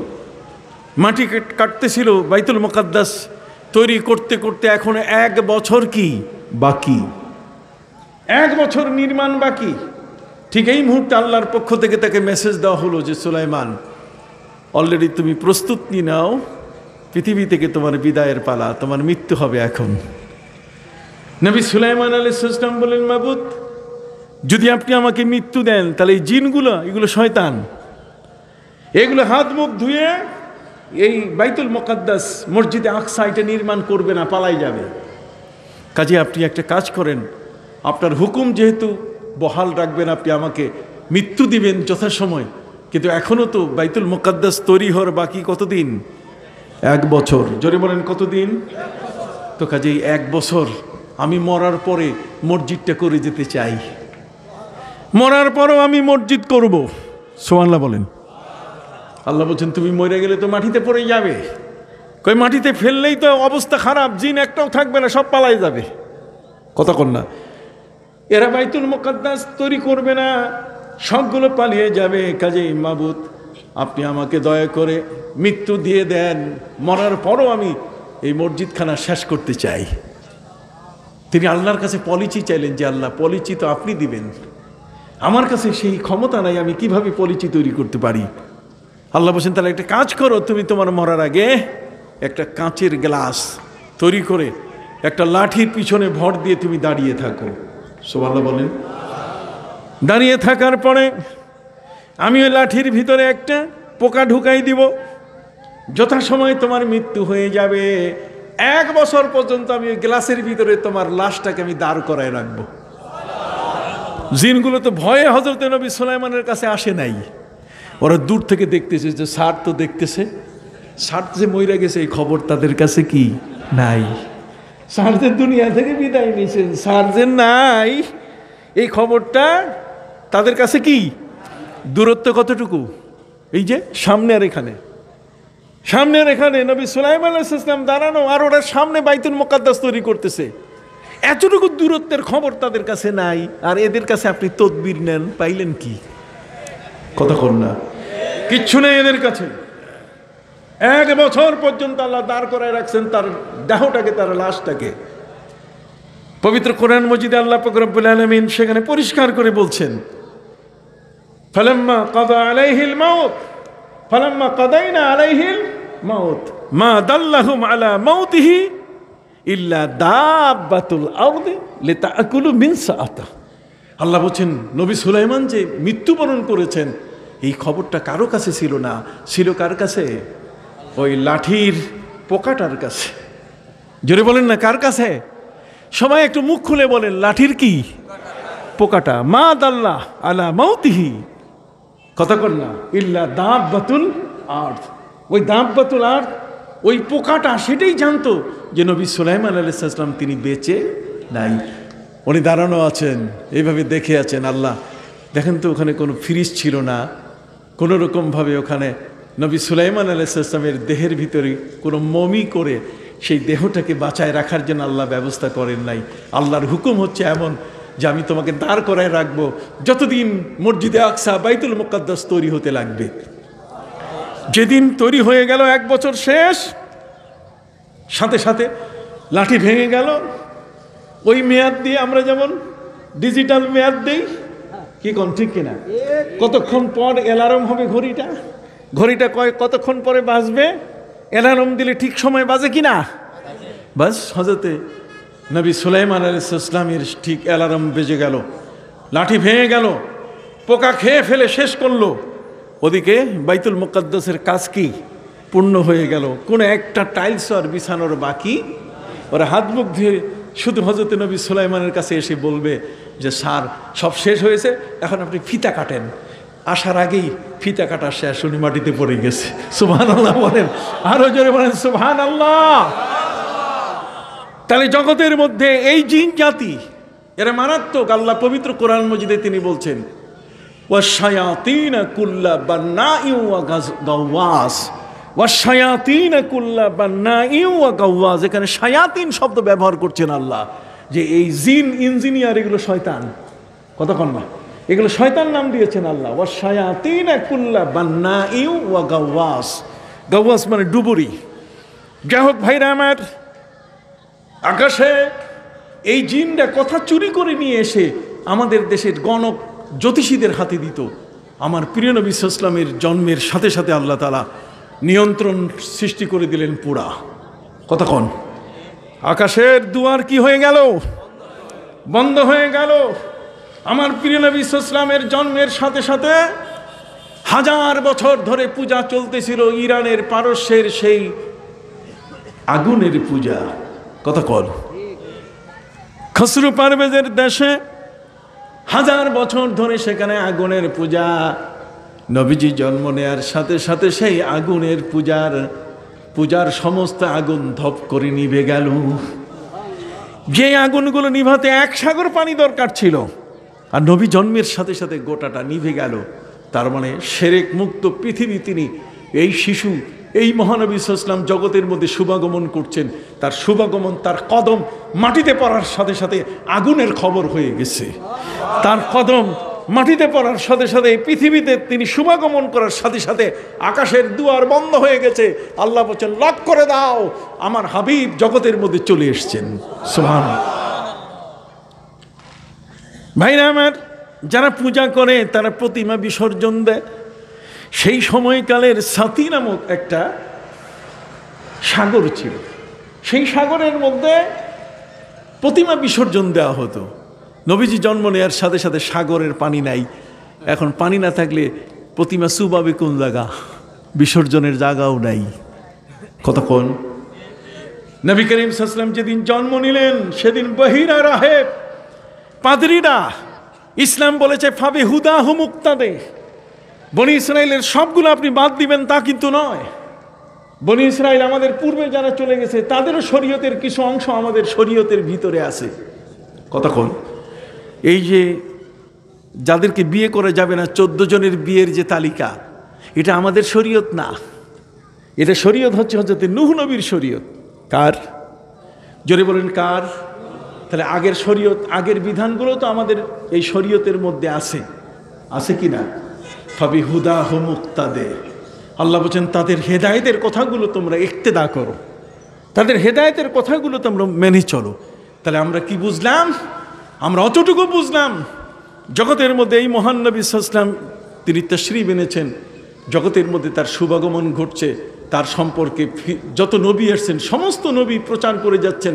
ঈসা নবী বললেন মুবাশশিরাম বিরাসূলিন ইয়াতি মিন বাদি ইসমুহু আহমদ, আমার পরে আহমদ নামে নবী আসছেন। হযরতে নবী ইব্রাহিম আলাইহিস সালাম তিনি কাবা ঘর নির্মাণ শেষে তিনি মাকামে ইব্রাহিম পাথরের উপরে দাঁড়াইয়া দোয়া করছেন, রব্বানা ওয়াবআস ফীহিম রাসূলাম মিনহুম, আমার বংশ থেকে আপনি রসূল একজন প্রেরণ করুন। তাহলে সেই নবীর শুভবার্তা জগতের মধ্যে নবীরা আগে করে গেছেন। বহিরা রাহেব আকাশের তারকা খুঁজে খুঁজে বের করছে, যেটি আমার নবীর পৃথিবীতে শুভাগমনের আলামত বহন করতেছে। সুবহানাল্লাহ বলেন। আলামত কি বহন করছে? আকাশের তারকা, সুরাইয়া তারকা হাদিস শরীফের মধ্যে আছে। সে আকাশের তারকার মধ্য দিয়েও কিন্তু মানুষের ক্ষেত ফসলের কখন উন্নতি হবে কখন অবনতি হবে কতক্ষণ আমাদের প্রিয় নবী সাল্লাল্লাহু আলাইহি ওয়াসাল্লাম তার উপরে বাণী রেখে গেছেন। অতএব আমি আপনাদের খেদমতে বিনয়ের সাথে আরজ করতে চাই, জগতের মধ্যে সেই নবী শুভাগমন করবেন, তিনি আসতেছেন আগামী দিনে। 2500 বছর আগে দোয়া হচ্ছে তার নামে। কত বছর আগে? তাহলে সেই মহান নবী যিনি 2500 বছর আগে নবী ইব্রাহিম মাকামে ইব্রাহিমের উপরে দাঁড়িয়ে দোয়া করছেন, রব্বানা ওয়াবআস ফীহিম রাসূলাম মিনহুম, আপনি আমার বংশ থেকে, মুসলিম বংশ থেকে, মুসলমানদের বংশ থেকে আপনি একজন নবী বরাদ্দ দেন মুসলমানদের জন্য। আমার প্রিয় নবী সাল্লাল্লাহু আলাইহি ওয়াসাল্লামের দোয়া, এই বিষয়টা মাকামে ইব্রাহিম বুঝতে পারল। যেই মাকামে ইব্রাহিমের উপরে দাঁড়িয়ে নবী ইব্রাহিম দোয়া করছেন, একটা পাথর, জান্নাতি পাথর, এই জান্নাতি পাথরটার মধ্যে নবীর প্রেম সৃষ্টি হলো, যে বিশ্বনবী মহানবীর শুভাগমনের দোয়া হচ্ছে, কাজে আমি আর চুপ থাকি কেমনে? পাথরটা মোমের মতো নরম হয়ে গেল। নবী ইব্রাহিম আলাইহিস সালামের 2 কদমের ছাপ এই মাকামে ইব্রাহিম নিজের বুকে ধারণ করলো, আমার প্রিয় নবীর মহব্বত। সুবহানাল্লাহ বলেন। মাকামে ইব্রাহিম আজকে নবীর মহব্বতে নবী ইব্রাহিমের পায়ের ছাপ নিজের বুকে ধারণ করেছে। কেন? তার উপরে দাঁড়িয়ে আমার নবীর শুভাগমনের দোয়া। তাহলে নবীর শুভাগমন, নবীর মিলাদের দোয়া হচ্ছে। আর সেই মিলাদ, নবীজি জগতের মধ্যে আসলেন, আমরা তাকে নিয়ে আলোচনা করব না। কেন? নবী কি বস্তির ছেলে নাকি? কতক্ষণ না, তিনি কি বস্তিতে জন্ম নিয়েছেন? ঈসা নবী কেমনে জন্ম নিচ্ছেন? মরা খেজুর গাছের গোড়ায়। সেই ইতিহাস আল্লাহ বলছেন। হযরতে নবী মুসা আলাইহিস সালাম কিভাবে জন্ম নিচ্ছেন, কিভাবে তাকে সাগরে ফেলে দেওয়া হলো, কিভাবে আবার তাকে মায়ের কোলে ফেরত দেওয়া হলো, তার পুরা জন্মের ইতিহাস। হযরতে ইসহাক, হযরতে ইসমাইল আলাইহিস সালামের জন্মের ইতিহাস। 9 জন ফেরেশতা এসে নবী ইব্রাহিমকে বলছে যে আপনার ঘরে সন্তান আসবে। উনি স্ত্রীকে ডাক দিয়ে বলছে, আসো, তোমার পেটে সন্তান আসবে। স্ত্রী বলছে, হায় লজ্জার কথা, চুপ থাকেন। হযরতে নবী ইব্রাহিম বলছেন, চুপ থাকবেন মানে? আল্লাহ এটাকে কোট করে দিয়েছে, পৃথিবীর মানুষকে জানিয়ে দিয়েছে। কি চমৎকার! কালাত আলিদু ওয়া আনা আযুযু ওয়া হাযা বালি শাইখা ইন্না হাদা লাশাইউন আজীব। সুবহানাল্লাহ। কি চমৎকার কথা! হযরতে নবী ইব্রাহিম আলাইহিস সালাম স্ত্রীকে বললেন, তোমার গর্ভে সন্তান। উনি বলছেন, আমি কি করে সন্তান জন্ম দিব? আমি তো বৃদ্ধা হয়ে গেছি। আমার স্বামীটা এত বেশি বয়সী যে তার কোমর ভেঙে পড়েছে, লুজু হয়েছে। এই বয়সে সন্তান আসলে সবাই হাসবে। তাহলে পৃথিবীর মধ্যে হযরতে ইসমাইল আলাইহিস সালাম কেমনে জন্ম নিচ্ছেন, ইসহাক আলাইহিস সালাম কেমনে জন্ম নিচ্ছেন। আলহামদুলিল্লাহিল্লাযী ওয়াহাবা লি আলাল কিবারি ইসমাঈল ওয়া ইসহাক ইন্না রাব্বি লাসামিউদ দুআ। হযরতে নবী জাকারিয়া আলাইহিস সালাম 95 বছর সন্তান নাই। তিনি হযরতে মরিয়মের মা, কতক্ষণ না, হান্না বিনতে ফাকুস, তার গর্ভ থেকে মরিয়ম যখন জন্ম নিলেন, এই মরিয়মের জন্মের পাশে যেখানে তিনি লালিত হচ্ছেন তার পাশে দোয়া করছে যে আল্লাহ আপনি আমারও একটা সন্তান দেন। তাহলে পৃথিবীতে সন্তান জন্মের ইতিহাস আল্লাহ তাআলা জানাই দিলেন। আমি তাকে ইয়াহিয়া সম্পর্কে সংবাদ দিয়ে দিলাম। কার সম্পর্কে? ফাবাশশারনাহু বিয়াহইয়া। ইয়াহিয়া পৃথিবীতে আসতেছে, ইয়াহিয়া জন্ম নিচ্ছে তার স্ত্রীর গর্ভে। 90 বছর পার হয়ে গেছে। নারীরা কুড়িতে বুড়ি হয়, কতক্ষণ না, 40 বছরে তো সন্তানের আশাই করা যায় না, আর 90 বছর বয়সে সন্তান আসতেছে। সুবহানাল্লাহ বলে। তাহলে কুদরতের খেলা পৃথিবীতে, এগুলোই হচ্ছে মিলাদ। মিলাদ মানে কি? আমার নবী সাল্লাল্লাহু আলাইহি ওয়াসাল্লামের জীবনী আলোচনা করা। এই জীবনী আলোচনার মধ্যে অনেক অনেক ফায়দা। আমার নবী সাল্লাল্লাহু আলাইহি ওয়াসাল্লাম 40 বছরের পরে 63 বছর নিয়ে যারা পড়ে আছেন, আমি তাদেরকে বিনয়ের সাথে বলবো, আপনারা একটু সময়টা আরও বাড়ান। নবীজির বাকি 40 বছরও যোগ করেন, তাহলে আপনি অনেক কিছু জানতে পারবেন যে শিশু নবী জন্ম নিয়েছেন। দাইমা হালিমা বলছেন 4 বছর আমার শিশু মোহাম্মদকে ঘরে পালন করলাম, অথচ একদিনও আমার বিছানায় পেশাব করেন নাই, একদিনেও আমার কোলে তিনি পেশাব পায়খানা করেন নাই। সুবহানাল্লাহ বলেন না। সেই শিশু নবী কেমনে বড় হচ্ছেন? আলাম নাশরাহ লাকা সাদরাক, তার সিনা চাক করা হয়েছে। হযরত আনাস ইবনে মালিক বলছেন শিশুকালের সিনা চাকের দাগগুলো আমি নবী করিম সাল্লাল্লাহু আলাইহি ওয়াসাল্লামের গোসল করাতে গিয়ে আমি দেখেছি। কথা বুঝতে পারছেন? অতএব আমাদের নবী সাল্লাল্লাহু আলাইহি ওয়াসাল্লামের মিলাদ তিনি নিজে পালন করছেন কিনা? ওরা বলে যে আপনার রোজা সহ পালন করেন, তোমার কথায় পালন করবো বেটা। আল্লাহ বলছেন ফাত্তাকুল্লাহ মাস্তাতাতুম, তুমি আল্লাহকে ভয় করো যতটুকু তোমার শক্তি আছে। কি বলেন? তুমি আমার উপর রোজা ফরজ করো কেন? অনেক জিনিস আছে যা নবী করছেন, তিনি সাহাবা ইকরামকে করতে দেন নাই। নবী সাওমে বিসাল করছেন, একাধারে তিনি রোজা পালন করছেন। তিনি উম্মতকে বলছেন না, তোমাদের জন্য এটা না, আল্লাহ আমাকে খাওয়ান, আল্লাহ আমাকে পান করান। বুঝতে পারছেন? নবী যেটা করছেন, নবীর জন্য তাহাজ্জুদের নামাজ ফরজ ছিল, আমাদের জন্য কি ফরজ? আপনি কথা বলেন না কেন? তো নবী তার জন্মদিন পালন করছে রোজা দিয়া, আমাদেরকে রোজা দিয়ে পালন করতে হবে। আপনি কি বলেন? রোজা কেন আমাদের উপর আপনি ফরজ করে দিচ্ছেন? রোজা আপনি আমাদের উপরে ফরজ করতে পারেন না। আমি কি বুঝাতে পারছি? আমরা নবীর জীবনী চর্চা করব। ওয়ারাফা'না লাকা যিকরাক, তার জীবনী যত চর্চা করব তত আমাদের উপকার হবে, তত আল্লাহ খুশি হবেন। যেই নবীর নামে আল্লাহ নিজে দরুদ পড়েন, ফিরিস্তারও দরুদ পড়ে, যেই নবীকে আল্লাহ আরশে নিলেন, কোনো নবীকে নেন নেই, যেই নবীকে আল্লাহ পাক রব্বুল আলামিন তার হাবিব হিসেবে গ্রহণ করছেন, কিয়ামতের ময়দানে একমাত্র শাফাআতের অধিকারী, সমস্ত জ্ঞানের ভাণ্ডার দিয়ে মহাসমুদ্র তিনি তাকে দান করলেন, সেই নবীর জীবনী আলোচনা করতে কি কোনো বাধা আছে? হাত উঁচু করেন, বাধা আছে? এই জন্য আমি সকলের সুস্বাস্থ্য কামনা করে, যারা মিলাদ মানেন না, আমি আজকের এই মাহফিলের মাধ্যমে তাদেরকে দাওয়াত দিলাম। রাষ্ট্র মিলাদ মানে, রাষ্ট্র মিলাদ পালন করে, আপনি রাষ্ট্রের বাইরে নন। বিরোধিতা করবেন না, চুপ করে বসে থাকেন। বিরোধিতা করলে আপনি আইনের সম্মুখীন হয়ে যাবেন। আগে আইন ছিল ভিন্ন, আর এখন আইন হয়েছে রাষ্ট্রীয় পর্যায়ে। কি বলেন? ঠিক না? কাজে আপনি নবীর জন্মদিবসকে আর অস্বীকার করতে পারবেন না। এই জন্য আপনি এখন বলা শুরু করেছেন আমি মিলাদও মানি, আমি সিরাতও মানি। আপনি এখন মিলাদও মানতেছেন, আপনি এখন সিরাতও মানতেছেন। আসেন আমরাও বলি মিলাদ যার সিরাত তার, আমরাও বলি মিলাদ যার সিরাত সার। আমরা কোনোদিন নবীর সিরাতকে অস্বীকার করি না। আমরা নবীর মিলাদকে যেমন প্রচার করি, নবীর সিরাতকেও আমরা কি প্রচার করি। আল্লাহ কবুল করুন, সকলে বলুন আমিন। এখন কি সময় হয়ে গেছে? এখন কি আর বক্তব্য কার? তো সম্মানিত সুধী, আমার তো এখন ঢাকা যাওয়ার সময় হয়ে গেছে, আমি এখন চলে যাব। আর এরপরে কে বক্তা আছেন আপনারা তাকে নিয়ে আপনারা আলোচনা করেন। আর আমি সংক্ষিপ্ত একটু দোয়া করে চলে যাচ্ছি। আমি শেষ। আল্লাহুম্মা আমিন। আল্লাহুম্মা ইয়া রাব্বানা যালামনা আনফুসানা ওয়া ইন লাম তাগফির লানা ওয়া তারহামনা লানাকুনান্না মিনাল খাসিরিন। রব্বুল আলামিন, মোগলা বাজার পবিত্র ঈদে মিলাদুন নবী সাল্লাল্লাহু আলাইহি ওয়াসাল্লাম উদযাপন কমিটি এই বিশাল মাহফিলের আয়োজন করলো তারা। আয় আল্লাহ পাক, এদেশের প্রখ্যাত ওলি আল্লামা সাহেব কিবলা রহমতুল্লাহি আলাইহির সুযোগ্য সন্তান, যিনি মুফতি আজম আল্লামা গিয়াসউদ্দিন চৌধুরীরা, এই জগতের মধ্যে তিনি আমাদের কাছে বড় মাপের একজন আলেম, এতে কোনো সন্দেহ নাই। এমন একজন আলেম এসে বক্তব্য দিয়ে গেছেন। ছোট সাহেব কিবলা এখন আমেরিকায়, বারে গায়েলা আপনার শাহী দরবারে ফরিয়াদ। দেশের বড় বড় আলেমরা আজকের এখানে এসে তাদের বক্তব্য পেশ করেছেন। মিলাদুন নবী সাল্লাল্লাহু আলাইহি ওয়াসাল্লাম আছে, এতে কোনো সন্দেহ নাই। আমাদের নবীর মর্যাদাকে কোনো অবস্থাতেই খাটো করার সুযোগ নাই। নবী প্রেমিকদের বিশাল মিলন মেলা হয়েছে। আল্লাহ দয়া করে আপনি কবুল মঞ্জুর করে নেন। যারা মাহফিলের আয়োজন করলেন, মাহফিলকে সাজালেন, আল্লাহ দয়া করে তাদের এই ভালো কাজগুলো কবুল করে নেন। রব্বুল আলামিন, তামামের হাদিয়াগুলো নবীজি রওদা মুবারকায় বকশিশ করে দেন।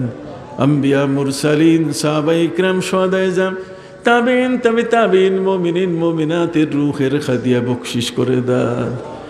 মাবুদ খাস করে হযরত শাহ জালাল ইয়েমেনি, শাহ মাকদুম, শাহ আলী, শাহ পরান, শাহ আমানত, শাহ ফাতেহুল্লাহ, শাহ গরিবুল্লাহ, শাহ আলী বাগদাদি, শাহ শরফুদ্দিন চিশতি, বেহেশতি, খান জানালি, আল্লাহ তাদের রূহের হাদিয়া বকশিশ করে দেন। এই সিলেটের মানুষগুলো ওলিদের জগতে যারা ইসলাম প্রচার করার জন্য জীবন উজাড় করে দিয়ে এই মাটিতে শুয়ে আছেন, এই মাটির সাথে এই সিলেটি মানুষের সম্পর্ক, আল্লাহ এদেরকে কেউ যেন নষ্ট করতে না পারে। আল্লাহর ওলিরা সবাই নবী প্রেমিক ছিলেন, আল্লাহ সিলেটের কোনো মানুষকে যেন কেউ নষ্ট করতে না পারে, কবুল করে নেন। আল্লামা সাহেব কেবলা রহমতুল্লাহ আলাইহির রূহের হাদিয়া বকশিশ করে দেন। আল্লামা ইয়াকুব বদরপুরি রহমতুল্লাহ আলাইহির রূহের হাদিয়া বকশিশ করে দেন। এই সিলেটের জমিনে 360 জন অলি সহ আর যত অলি আছে, আউলিয়া আছেন, সারসিনা ফুরফুরা সহ বাংলার জমিনে আল্লাহ যত অলি আউলিয়া তামাম পৃথিবীতে সকলের রূহের হাদিয়া বকশিশ করে দেন। হযরতে সৈয়দ আহমদ শহীদ বেরলভী রহমতুল্লাহ আলাইহির রূহের হাদিয়া বকশিশ করে দেন। এই মাহফিলটি যেন প্রতি বছর অনুষ্ঠিত হয়, আপনি কবুল করে নেন। যারা টাকা পয়সা দিয়েছেন দেশ বিদেশ থেকে, আল্লাহ তাদের দানগুলো কবুল করে নেন। ঘরের মা বোন সহ আজকের যারা এখানে উপস্থিত সবাইকে আপনি মাফ করে দেন। অসুস্থ রোগীদেরকে আল্লাহ আপনি শিফা দান করুন। করোনা ভাইরাসে আক্রান্ত হয়ে যারা দুনিয়া থেকে বিদায় নিয়েছেন, আল্লাহ তাদেরকে শাহাদাতের মৃত্যু দান করুন। আল্লাহ এখনো করোনা আছে, যায় নাই, রব্বুল আলামিন এই করোনার মতো গজবটিকে আকাশে তুলে নেন। আকাশ লাব্বায়েক ধ্বনিতে মুখরিত করে দেন। কাবা ঘর আরাফাতের ময়দান হাজিদের সমাগম করার সুযোগ করে দেন। রব্বুল আলামিন এখানে আলিম উলামা আছেন যারা এখানে এসছেন, আমার ভাইরা, আল্লাহ তাদের সবাইকে মাফ করে দেন। আল্লাহ যাদের আপনজন আমেরিকা, লন্ডন সহ বিদেশের মাটিতে আছে সবাইকে সুস্থ রাখুন, ভালো রাখুন। আল্লাহ সবাইকে নামাজি বানায় দেন, রোজাদার, দিনদার, পরেজগার বানায় দেন। অসুস্থ রোগীদেরকে আল্লাহ শিফা দান করুন। আল্লাহ মোগলা বাজারের যত ব্যবসায়ী আছে সবার ব্যবসায় বরকত দিয়ে দেন। আল্লাহ চাকুরিজীবীর চাকুরিতে বরকত দিয়ে যান। ছেলে মেয়ে যারা লেখাপড়া করছে মেধা বাড়ায় দেন। বেনামাজিকে নামাজি বানায় দেন, বেরোজদারকে রোজাদার বানায় দেন। আল্লাহ আমি সহ সবাইকে মাফ করে দেন। আমার স্ত্রী বড় অসুস্থ, আল্লাহ তাকেও আপনি শিফা দান করুন। সবার ঘরে বিপুল পরিমাণে রেজেকের ব্যবস্থা করে দেন। আল্লাহ যার চাকুরি নাই তার কর্মসংস্থানের ব্যবস্থা করে দেন। আমাদের দেশটির উপর রহম নাজিল করুন। সুবহান রাব্বিকা রাব্বিল ইজ্জাতি আম্মা ইয়াসিফুন ওয়া সালামুন আলাল মুরসালিন والحمد لله رب العالمين بحرمة لا إله إلا الله محمد رسول الله। শুনুন, সকলের জন্য আমার দোয়া। আমি রাস্তায় গেলে এই পথ আটকাবেন না, ঠিক আছে? যেহেতু তাড়াতাড়ি সময় শর্ট আমার।